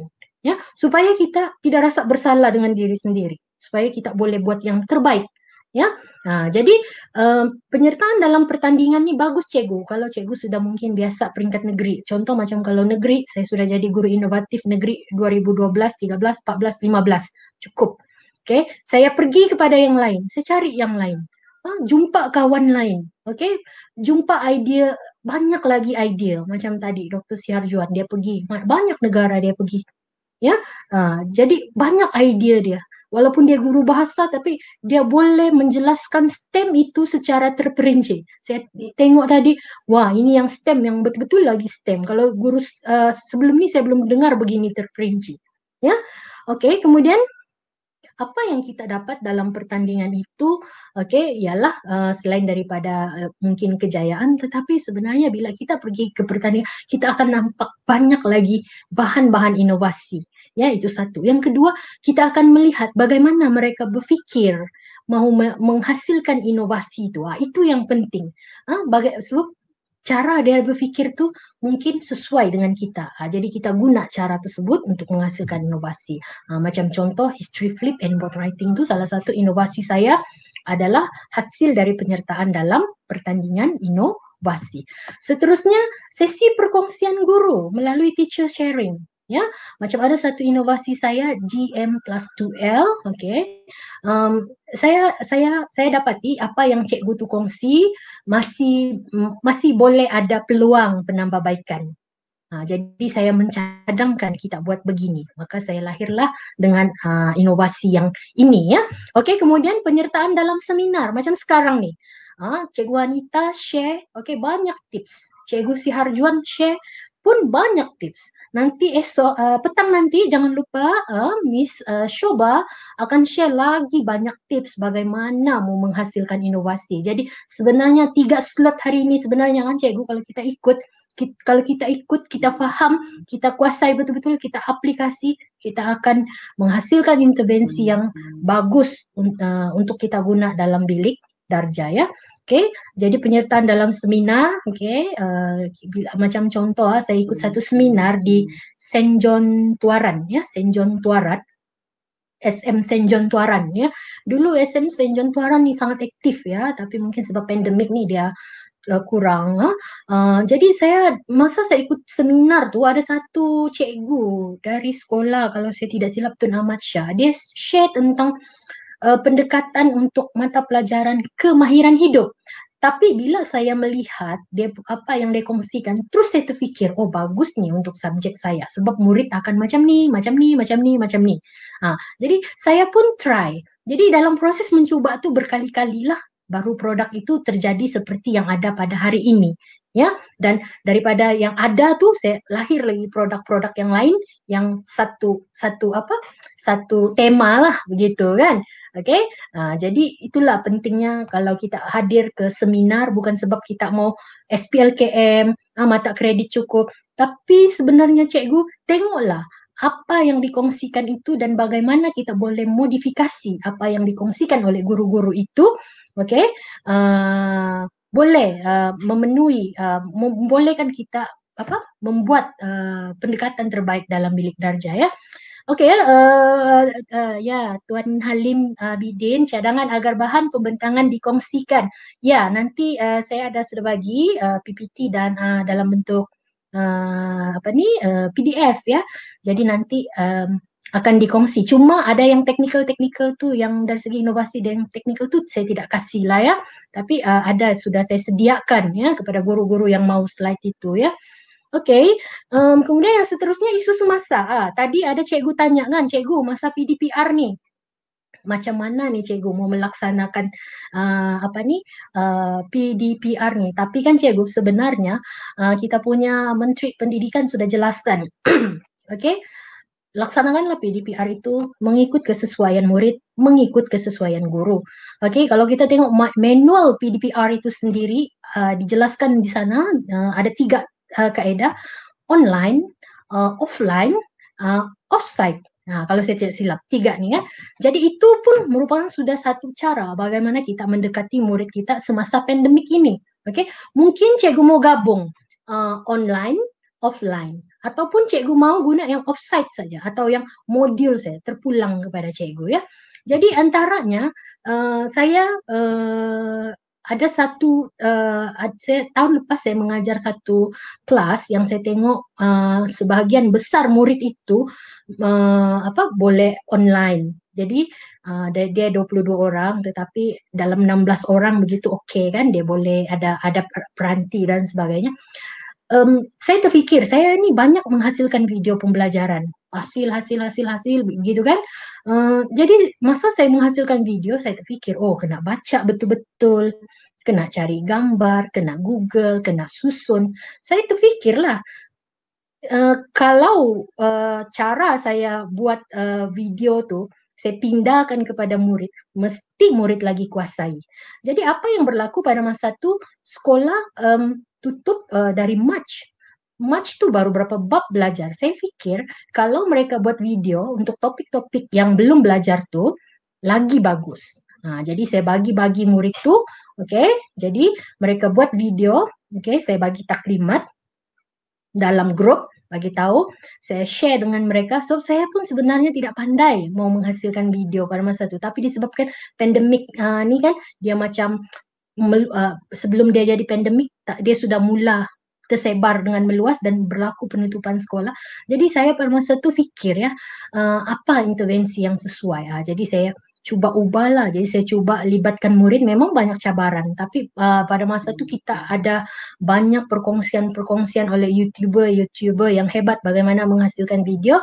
Saya belajar dulu daripada yang asas, belajar sendiri di bilik sendiri. Oke, lepas tu saya coba ajar kepada murid yang asas tuh, tapi sebenarnya murid lagi cepat dari saya. Ya, jadi itu saya akui. Murid nih kalau kita ajar, oke, kamu guna slideshow aja buat video. Oh, dorong boleh guna InShot, macam-macam lagi dorong boleh guna apps untuk menghasilkan video. So satu peluang yang bagus lah.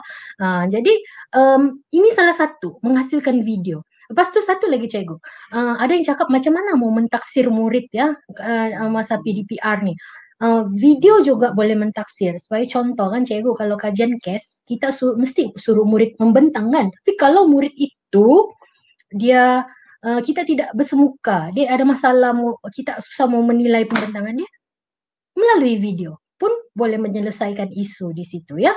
Oke, itu isu yang berkaitan dengan COVID-19. Selain video, cikgu boleh try Google Sites. Banyak yang Google ni sedia dengan kita kan. Dari kita saja macam mana mau explore. Saya pun masa pandemik ni baru saya rajin explore ya. Oke, kemudian kita tengok di sini satu lagi inovasi kami, tim dengan Cikgu Samsudin ya. Cikgu Zulfikar, cikgu siapa lagi yang saya lupa mungkin sebut. Okey, tim kami lah iPro ni. Kami mendapati guru-guru ni dia ada masalah dari segi idea atau bahan mau melaksanakan pembelajaran abad ke-21. Walaupun saya hasilkan buku, saya jual buku tu, okey, guru dia susah mau hasilkan benda tu. Susah mau menghasilkan inovasi hasil inovasi itu kan. Jadi apa yang berlaku dalam buku iProsifo ni, kami masukkan inovasi tu. Jadi cikgu-cikgu boleh tengok, boleh download saja bahan tu, cetak dan boleh guna terus untuk di bilik darjah. Jadi cara ni sebenarnya kita mau membantu guru. Dan yang paling penting membantu guru ni memudahkan pembelajaran dan pemudacaraan di bilik darjah tu sendiri ya. Okey, okey, yang seterusnya banyak nih idea nih. Banyak idea cikgu, yalah kan guru guru otai sudah kan lama mengajar, jadi mungkin banyak penelitian saya kan. Jadi sebenarnya cikgu-cikgu ni sebenarnya banyak juga idea, tapi mungkin cikgu belum macam macam memberi fokus kepada idea cikgu tu ya. Okey, cikgu tengok pencerapan pun sebenarnya tadi saya dah cakap kan, pencerapan pun sebenarnya sangat membantu saya dari segi inovasi ni mau mendapat idea. Kadang bila kita tengok kan, oh macam mana saya mau apply untuk subjek saya. Kadang kalau kita tengok kawan-kawan kita bagi cadangan. Oh boleh kamu guna yang begini, kamu ubah saja. Jadi ada lagi idea di situ keluar kan. Okay, kemudian hasil kerja murid. Hasil kerja murid kita tengok, so apa lagi yang kita mau buat untuk memperbaiki pembelajaran murid berdasarkan hasil kerja tersebut ya. Okey, kemudian analisis item. Selalu kita isi analisis item kan. Aduh penatnya mau buat nih. Tetapi apa kegunaan analisis item tu cikgu? Jadi terutamanya okey kalau tengok kertas macam kertas 2, soalan 6. Rata-rata murid purata markah 5/20. Ada masalah tu cikgu. Kenapa 5? Macam tadi konsep hijrah. 2/4. 1/4. Kenapa tidak boleh 4? That's why lah saya highlight dia ada masalah. Sebab konsep hijrah ni kalau murid boleh menguasai konsep tu dia dapat 4 markah. Dan kalau dia boleh faham konsep tu, nanti di soalan kemahiran berfikir dia tanya kepentingan hijrah, daripada konsep tu dia boleh jadi kepentingan. Maksudnya di situ ada markah yang dia boleh jaga ya kalau dia menguasai topik itu dengan bagus. Jadi itu pentingnya analisis item tu. Macam contoh kan kalau soalan objektif, kita buat ni analisis item contohnya. Tapi kita tengok soalan 10 ni kelas sains pun, kelas pandai, 2 orang aja yang betul, 25 orang salah. Ada masalah di situ. Apa yang murid tidak faham?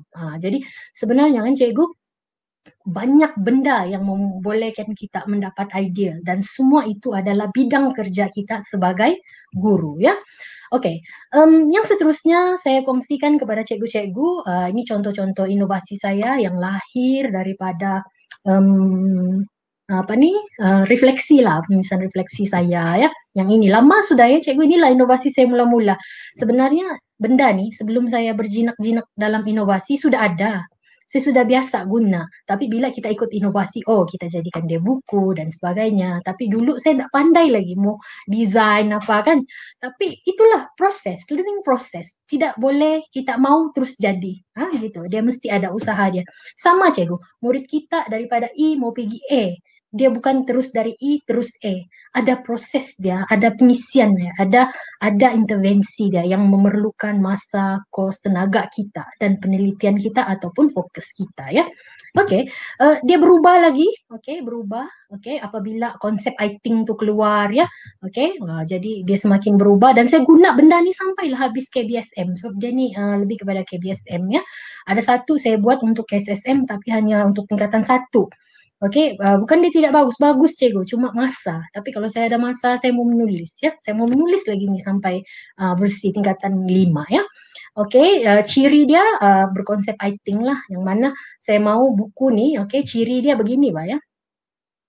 Oke, murid boleh melihat peristiwa sejarah tuh holistik, berkaitan, berkesinambungan. Sebab selalunya murid nih bila dia belajar sejarah, macam contoh saya tengok lah kan, kalau kita mengajar, oke kita hari ini belajar nih, masuk kelas, oke kelas belajar nih, dia tidak nampak perkaitan tuh. Satu, perkaitan tuh dia boleh nampak dari cara cikgu tuh sendiri. Kedua, melalui intervensi seperti ini. Jadi bila dia nampak perkaitan dengan cikgu, dia boleh faham. Ya, dia boleh faham, dia boleh melihat cerita sejarah tuh secara keseluruhan yang memudahkan dia memahami peristiwa itu ya. Nah, ini contoh dia ya. Dia konsep dia peta acting dan ada grafik susunan yang menyeluruh lah yang dia boleh melihat cerita tuh berkesinambungan. Dia ada keywords dia dan juga ada rujukan muka surat untuk senang dia cari dan menyalin nota ya. Oke. Ini ciri-ciri dia lah ya. Oke, seterusnya inilah dia contoh konsep acting dan graphic organizer. GO itu graphic organizer ya. Oke, oke ada rujukan muka surat. Maksudnya dia tengok muka surat mana nih? Apa mau cari? Jadi cepat dia menyalin, kemudian dia daripada yang dia sudah salin tuh cepat dia paham cerita sejarah itu sendiri ya. Ada gambar-gambar, gambar nih dilukis nih saya bila mula-mula saya guna gambar Google, tapi bila kita ikut pertandingan inovasi, tidak boleh guna yang Google lah cikgu, nanti kena saman. Jadi kita lukis. Jadi lukis gambar tuh, oke. Inilah dia masa tuh, masa SPM KBSM tuh saya sesuaikan dengan keperluan kertas 3 lah, ya. Oke. Inilah masalah dia. Jadi sebenarnya inovasi ini bermula daripada isu nih. Saya nampak murid tidak fokus, sudahlah tidak fokus, tidak bawa buku. Yang ni tidak bawa buku. Okey, budaya tidak bawa buku. Jadi bila dia kena buat intervensi ni, dia kena baca buku. Itu yang saya mau ya. Okey, banyak isu lah ya. Okey, ni Tan Sri Kuke Kim dia cakap sejarah boleh jadi mata pelajaran menarik jika guru menyediakan program pedagogi yang berkesan. Bukan sejarah saja cikgu, mana-mana subjek pun saya rasa kalau kita sediakan program atau pengisian pedagogi yang berkesan, yang sesuai dengan murid itu, dengan tajuk itu, dengan suasana, dengan jumlah murid dan sebagainya, dengan sosio emosi murid, boleh ya. Okey, ini yang satu lagi Sifu. Mula-mula dia hanya brosur, tapi lepas tu saya mau jadikan dia modul yang lengkap. Okey, modul yang lengkap maka saya hasilkan buku ni, okey, dan diterbitkanlah. Ya, saya menghadapi isu dia ni murid tu kelas pandai ya. Bila saya buat pembentangan, cikgu dia cakap boring lah pembentangan cikgu. Ada orang je bercakap, kami tidak bercakap. Jadi itu ada isu sebenarnya. Jadi apa yang saya buat, saya mau mencari satu pendekatan yang satu sesi PDP itu semua murid belajar, semua murid mengajar. Saya memenuhi apa yang dinyatakan oleh murid itu tadi. Ya, jadi idea dia ni di sinilah. Ya, kalau kita tengok kan idea Mel Silberman ni, yang last kali tu perkataan tu, okay, dia cakap apa yang saya ajarkan kepada orang lain maka saya akan kuasai. Kalau dia dengar, dia boleh lupa. Kalau dia lihat, dia ingat sedikit kan. Tapi apa yang dia ajar, apa yang dia cakap tuh. Sebab sebelum dia cakap, proses dia kena baca dan faham. Oke, mungkin dia nggak fikir lagi. Sebab dia mau fikir, nanti apa kawan saya tanya nih kalau saya sudah terangkan. Ya, begitu ya. Oke, maka ya inilah ya, in teaching others we teach ourselves. Ya, ini pun saya ada jelaskan tadi ya. Maksudnya kalau dia mengajar orang lain, dia bukan sahaja mengajar orang tuh, tapi dia sebenarnya memantapkan lagi konten dia sendiri ya. Oke, pelaksanaan dia, oke ada saya jelaskan dalam modul itulah. Ya, memang 100% murid akan bergerak mengajar. Ndak kira murid tuh dia punya tahap pandai kah, sederhana kah, semua kena belajar, semua kena jadi cikgu. Kalau mento-menti atau guru kecil, kita pilih murid pandai. Ini tidak, semua murid ya. Oke, kalau di kelas hujung boleh, tapi ada cara dia lagi, kena modifikasi lagi. Nah, cikgu ada intervensi lain lagi, tambahan lagi ya. Oke, seterusnya yang inilah pelaksanaan dia. Ini Vinarika, mana Vinarika tadi ya? Ada sama Kak Vinarika sini. Oke, ini pelaksanaan secara berpasangan tadi berkumpulan, yang ini bertiga. Jadi maksudnya semua nanti murid ini dia akan menjadi guru, sifu di dalam bilik darjah ya. Cikgu bagi-bagi arahan aja. Oke, kumpulan ini oke, begitu. Jadi bukan guru yang mengajar, guru sebagai pemudah cara dan murid sebagai pembelajar aktif ya. So Sifu nih ditulis ya, dikaji ya, peringkat master oleh Cikgu Junaidi Rubin ya, seorang pegawai meja sekarang di JPN Sabah bagi mata pelajaran sejarah. Jadi dia sebenarnya satu modul yang sudah mantap lah ya.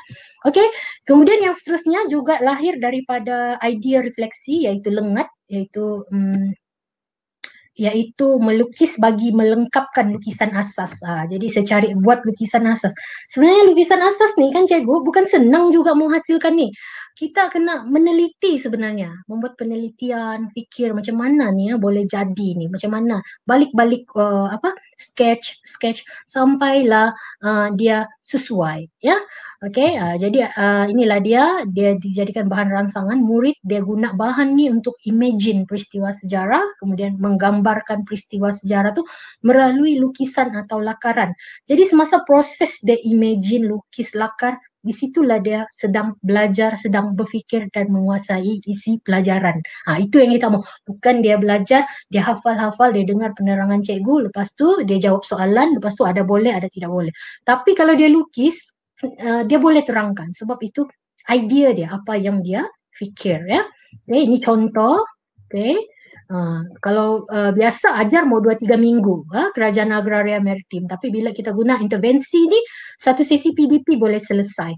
Jadi yang ni sekarang ni masa KBSM, tapi sekarang dia tidak sesuai sudah untuk tingkatan 4, dia sesuai untuk tingkatan 1. Jadi kita ubah sahajalah ya.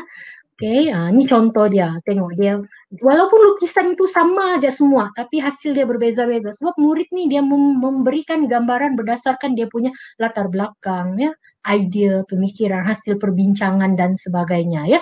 Sebab semasa menjayakan aktiviti ini sebenarnya kan murid nih dia bagi-bagi tugasan tuh, ya. Kalau kita tengok sini, yang lengat nih dia sesuai lah dengan Gardner. Dia cakap manusia ni ada berbagai potensi. Macam Prof. Zamri tadi, dia cakap manusia ni, guru mesti kenal potensi murid. Kenapa kita mau kenal potensi murid tu? Kalau dia pandai melukis, dia akan menyokong kefahaman dia. Tapi sebenarnya, yang ini saya cuba memang mulanya pada murid yang kemahiran dia melukis. Sebab dari pembacaan saya sebelum saya laksanakan intervensi ini, saya pilih pelajar yang pandai melukis. Tapi selepas tu saya boleh cuba untuk kelas-kelas lainnya. Okey, ini yang mula-mula saya laksanakan cikgu. Saya buat dalam A4 bagi murid. Tetapi bila saya tengok semasa proses pelaksanaan PDPC tu, murid ni dia tanya, kau lukis apa part ini? Cikgu, kalau bagian ni macam mana mau lukis? Maksudnya di situ kan cikgu-cikgu, dia ada keperluan mau berbincang. Dia ada keperluan mau bertanya. Jadi apa yang saya fikir daripada keperluan-keperluan itu saya besarkan saiz. Jadi bila besarkan saiz poster, daripada guna pensel saya sediakan crayon. Dia lagi melibatkan mereka berbincang, pembagian tugas, komunikasi, membuat keputusan dan sebagainya. Ya.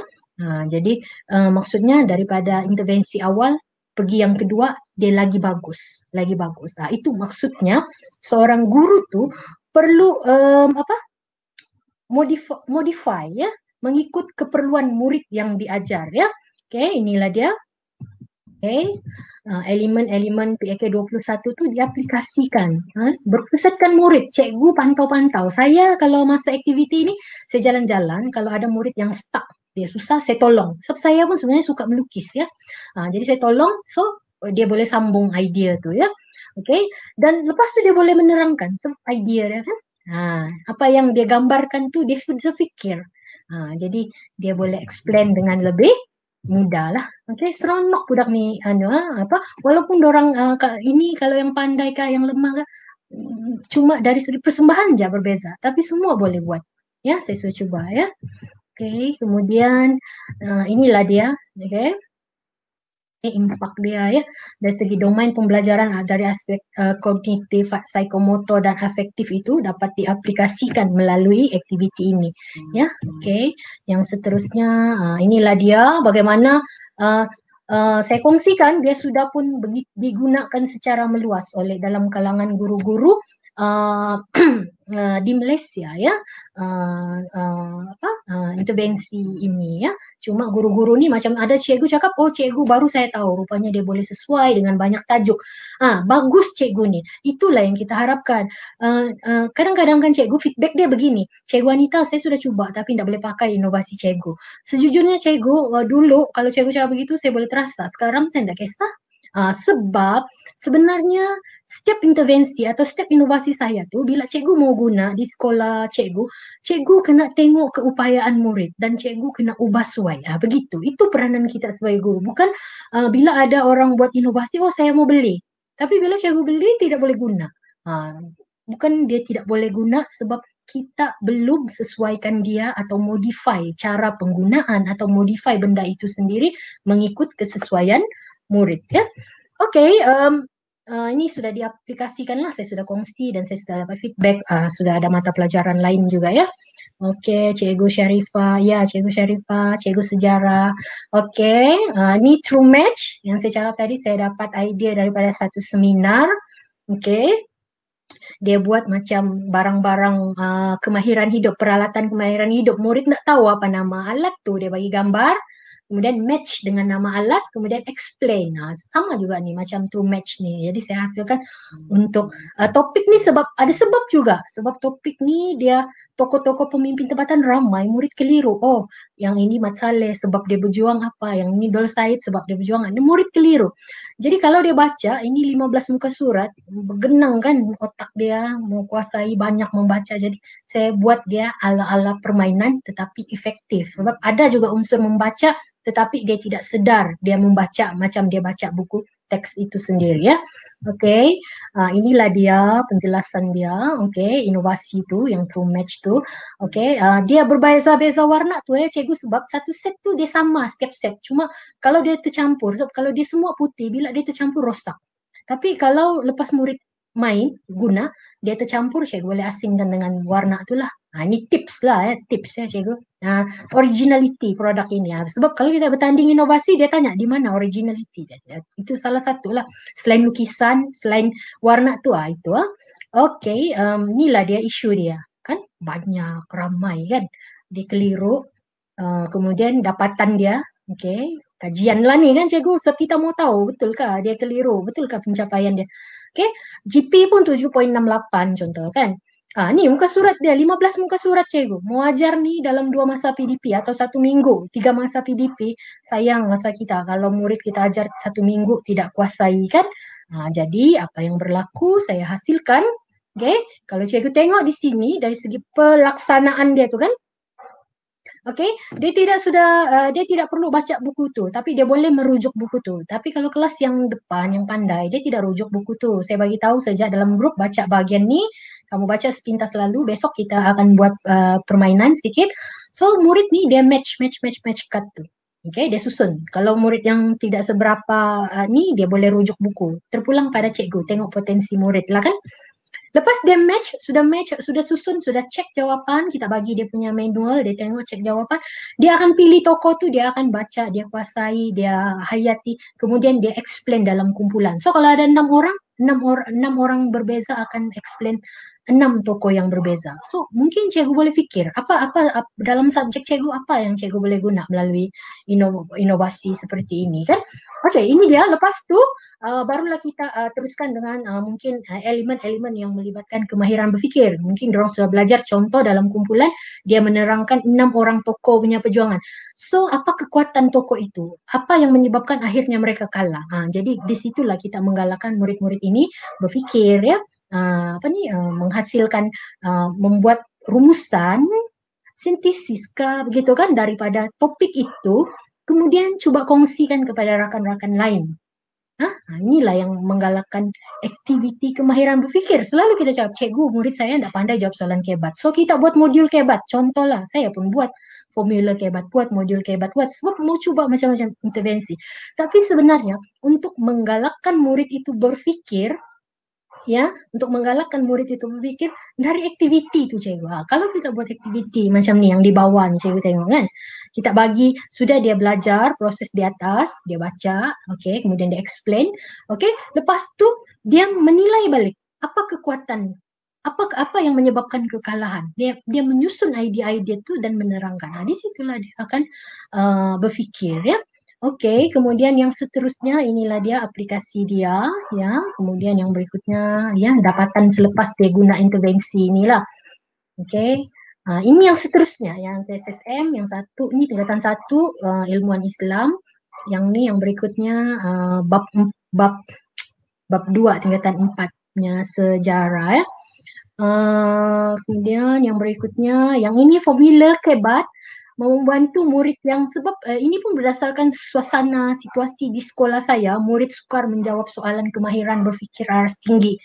Jadi sebenarnya saya mengkaji, saya bersama murid-murid yang kelas depan mengkaji apa sebenarnya kita kaji jawapan, skema jawapan tu, apa formula, apa keywords. Sudahlah dapat keywords, tidak cukup lagi, lukis lagi supaya senang faham. Ini yang the latest. Last year dia hanya easy body kebat dan impa, tapi lepas tu sebabkan sejarah ni dia mementingkan juga aspek bahasa sekarang, penggunaan penanda wacana, kita bagi lagi tips e-wacana. Jadi begitulah ya cikgu, dari semasa ke semasa kita cuba membuat penambahbaikan untuk memastikan pembelajaran dan pemudacaraan itu berkesan, murid kita menguasai isi pelajaran, menguasai kemahiran dan berketerampilan ya, menjadi generasi yang berketerampilan ya. Okey, ini saya cepat saja di sini bagaimana saya dapat idea ni perkongsian. Ini bukti-bukti dia. Yang mana dari formula tu ini soalan yang sesuai. Saya ambil daripada soalan-soalan SPM past year dan ini keberkesanan dia ya. Daripada hanya seorang saja pelajar yang lulus, akhirnya okey ada 14 orang lulus SPM yang sebenar ya. Dan dalam proses daripada cut tu tadi, kita mau buat lagi ni modul klinik kebat. So kalau sebelum ni kita punya klinik, kita guna bukan klinik kesihatan ya cikgu. Kalau maksudnya macam kita mau murid ni buat bengkel menjawab soalan kebat, kalau dulu kita bergantung kepada soalan pasir, tapi sekarang SPM yang baru ni tiada soalan pasir, jadi kita mau buat modul khusus untuk klinik kebat ni ya. Okey, ini saya mau share satu inovasi dengan rakan-rakan dari Sabah ni. Okey, ada tadi cikgu mau tanya yang PDPR tu.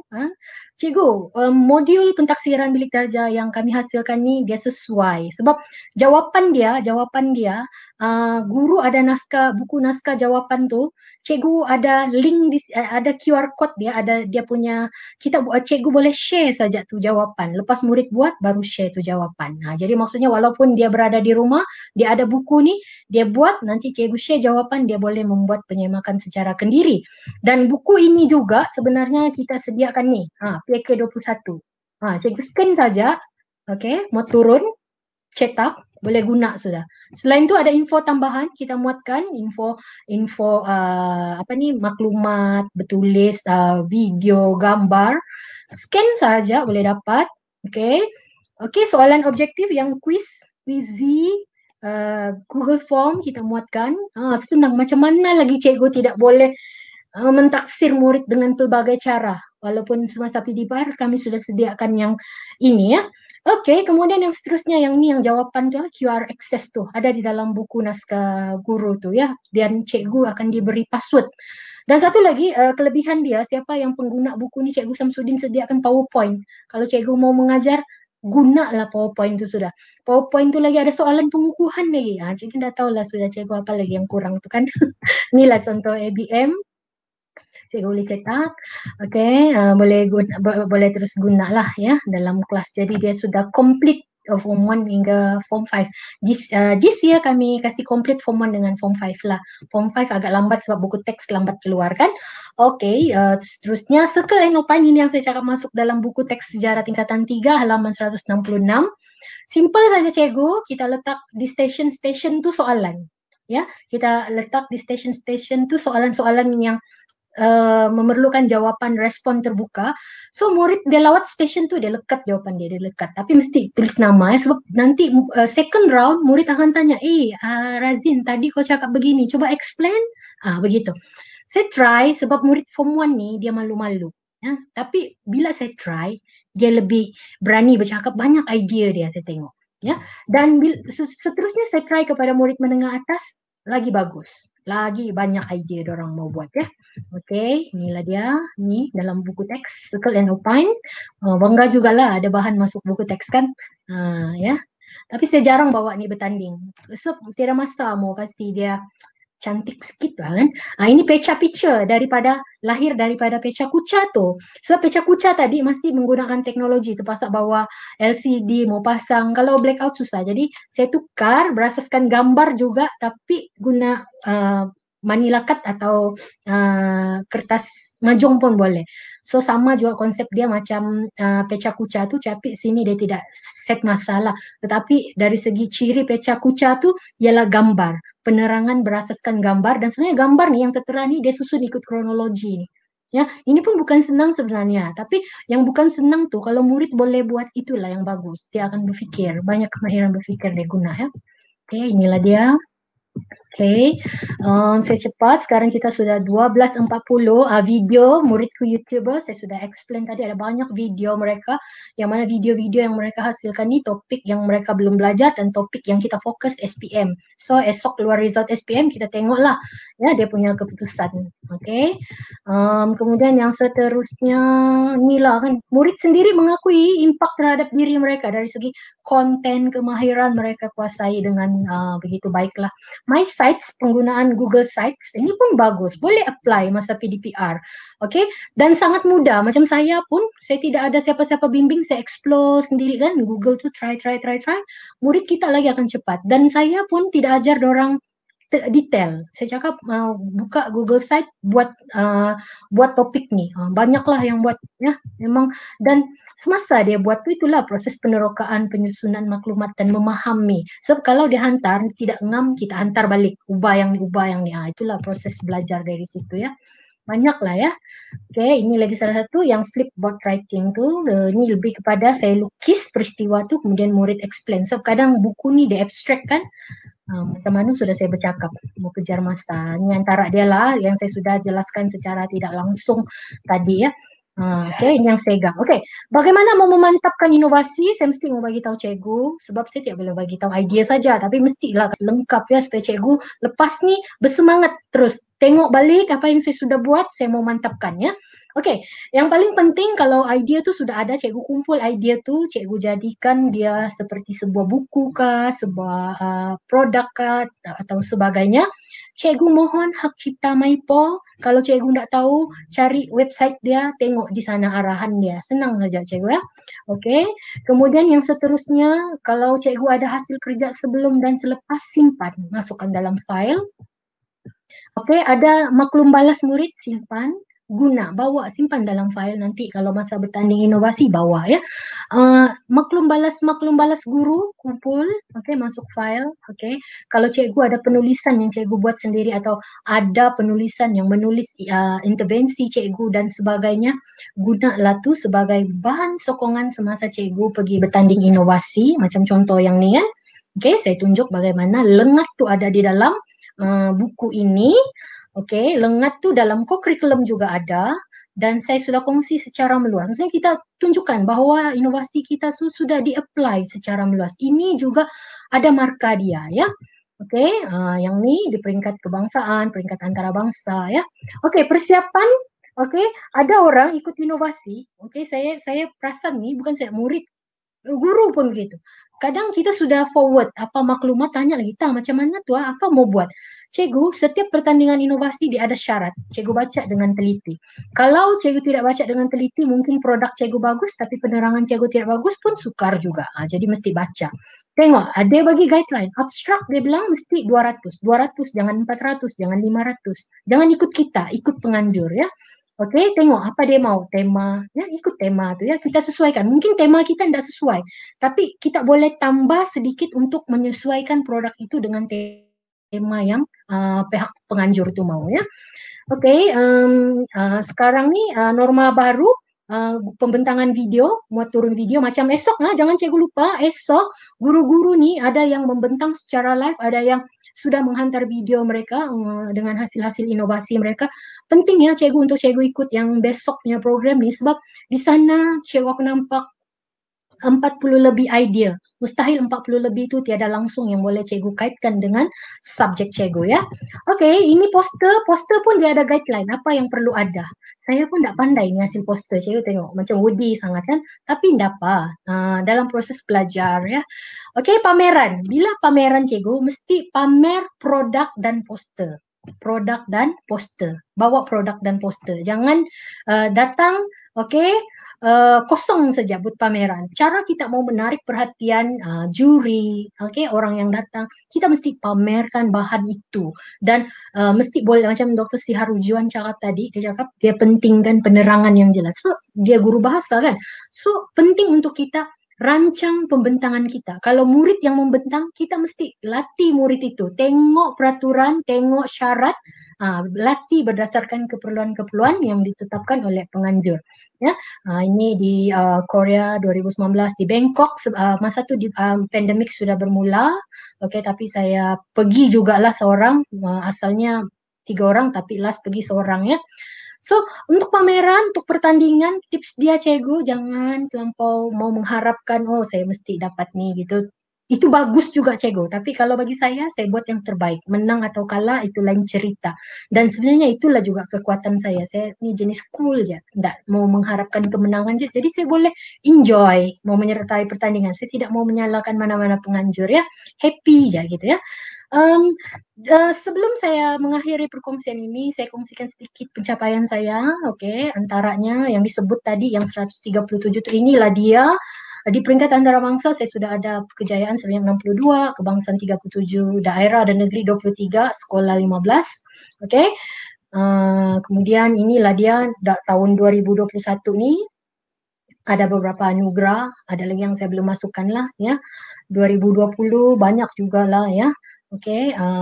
Saya ikut ya.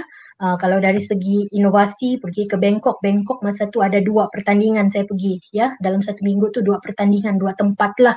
Banyak kenangan pahit, banyak kenangan manis juga di situ. Sebab saya pergi 1 orang, jadi kesian lah bahkan kalau pergi 1 orang, biasa dengan kawan-kawan. Lepas tu pada masa ni juga kami sempat ikut ada satu conference di Vietnam juga, bawa produk inovasi ya. Jadi memang enjoy lah sambil berinovasi, sambil jalan-jalan ya. Ini lagi tahun 2020 dan 2019. 2019 pun banyak kejayaannya ini. Insight, saya bawa budak 3 tim dapat 3 platinum, tidak dijangka juga. So mungkin saya jenis nak menjangka lah. Kategori guru dapat gold medal. Kemudian di Korea 2019 saya pergi seorang, tapi saya bawa 3 produk, 3 gold medal, 4 special award pada masa itu ya. Itu pun di luar jangkaannya, tapi alhamdulillah lah ya. Itulah saya cakap, tips dia buat yang terbaik. Study apa yang dia mau, buat yang terbaik ya. Ini yang sebelum itu lagi lah, yang dari awal tuh kan. Ini dengarkan. Jadi daripada kejayaan-kejayaan tuh saya boleh meraih anugerah ikon guru kebangsaan sama macam Dr. Sihajuan 2017. Dia berjaya sebab anugerah ikon ni dia kira pencapaian peringkat antarabangsa. Anugerah ikon guru inovasi saya dapat 2019. Baru-baru ni anugerah ikon guru cemerlang kurikulum sebahagiannya juga daripada inovasi ya. Okey, sebagai rumusan mau habis sudah ini. Proses menambah baik amalan di bilik darjah ni perlu berterusan cikgu. Berterusan selagi kita menjadi cikgu. Even mungkin kalau kita pencen pun kalau kita ada idea, kita masih boleh share. Okey, buat pemantapan, okey, intervensi tu macam ni lah bincang. Macam saya panitia sejarah kami, panitia sejarah di SMK Bandaraya sangat-sangat rapat, sangat-sangat bekerja sama, happy selalu dengan diorang dan selalu berbincang ya. Okey, kemudian kita sebar, kita kongsikan. Bila kita kongsi, orang bagi teguran, kita terima. Dan apa yang penting, cikgu-cikgu, kalau bagi saya, kita ni banyak buat inovasi. Tetapi persoalannya, sejauh manakah guru-guru di Malaysia ini berbangga dan kembangkan inovasi itu? Ya, selalu kita tengok macam tadi saya sebut Pecha Kucha, Banso daripada Jepun, Gallery Walk. Kita sebut perkara-perkara tu bila kita mengajar. Macam kita bangga kita ada method itu kita guna.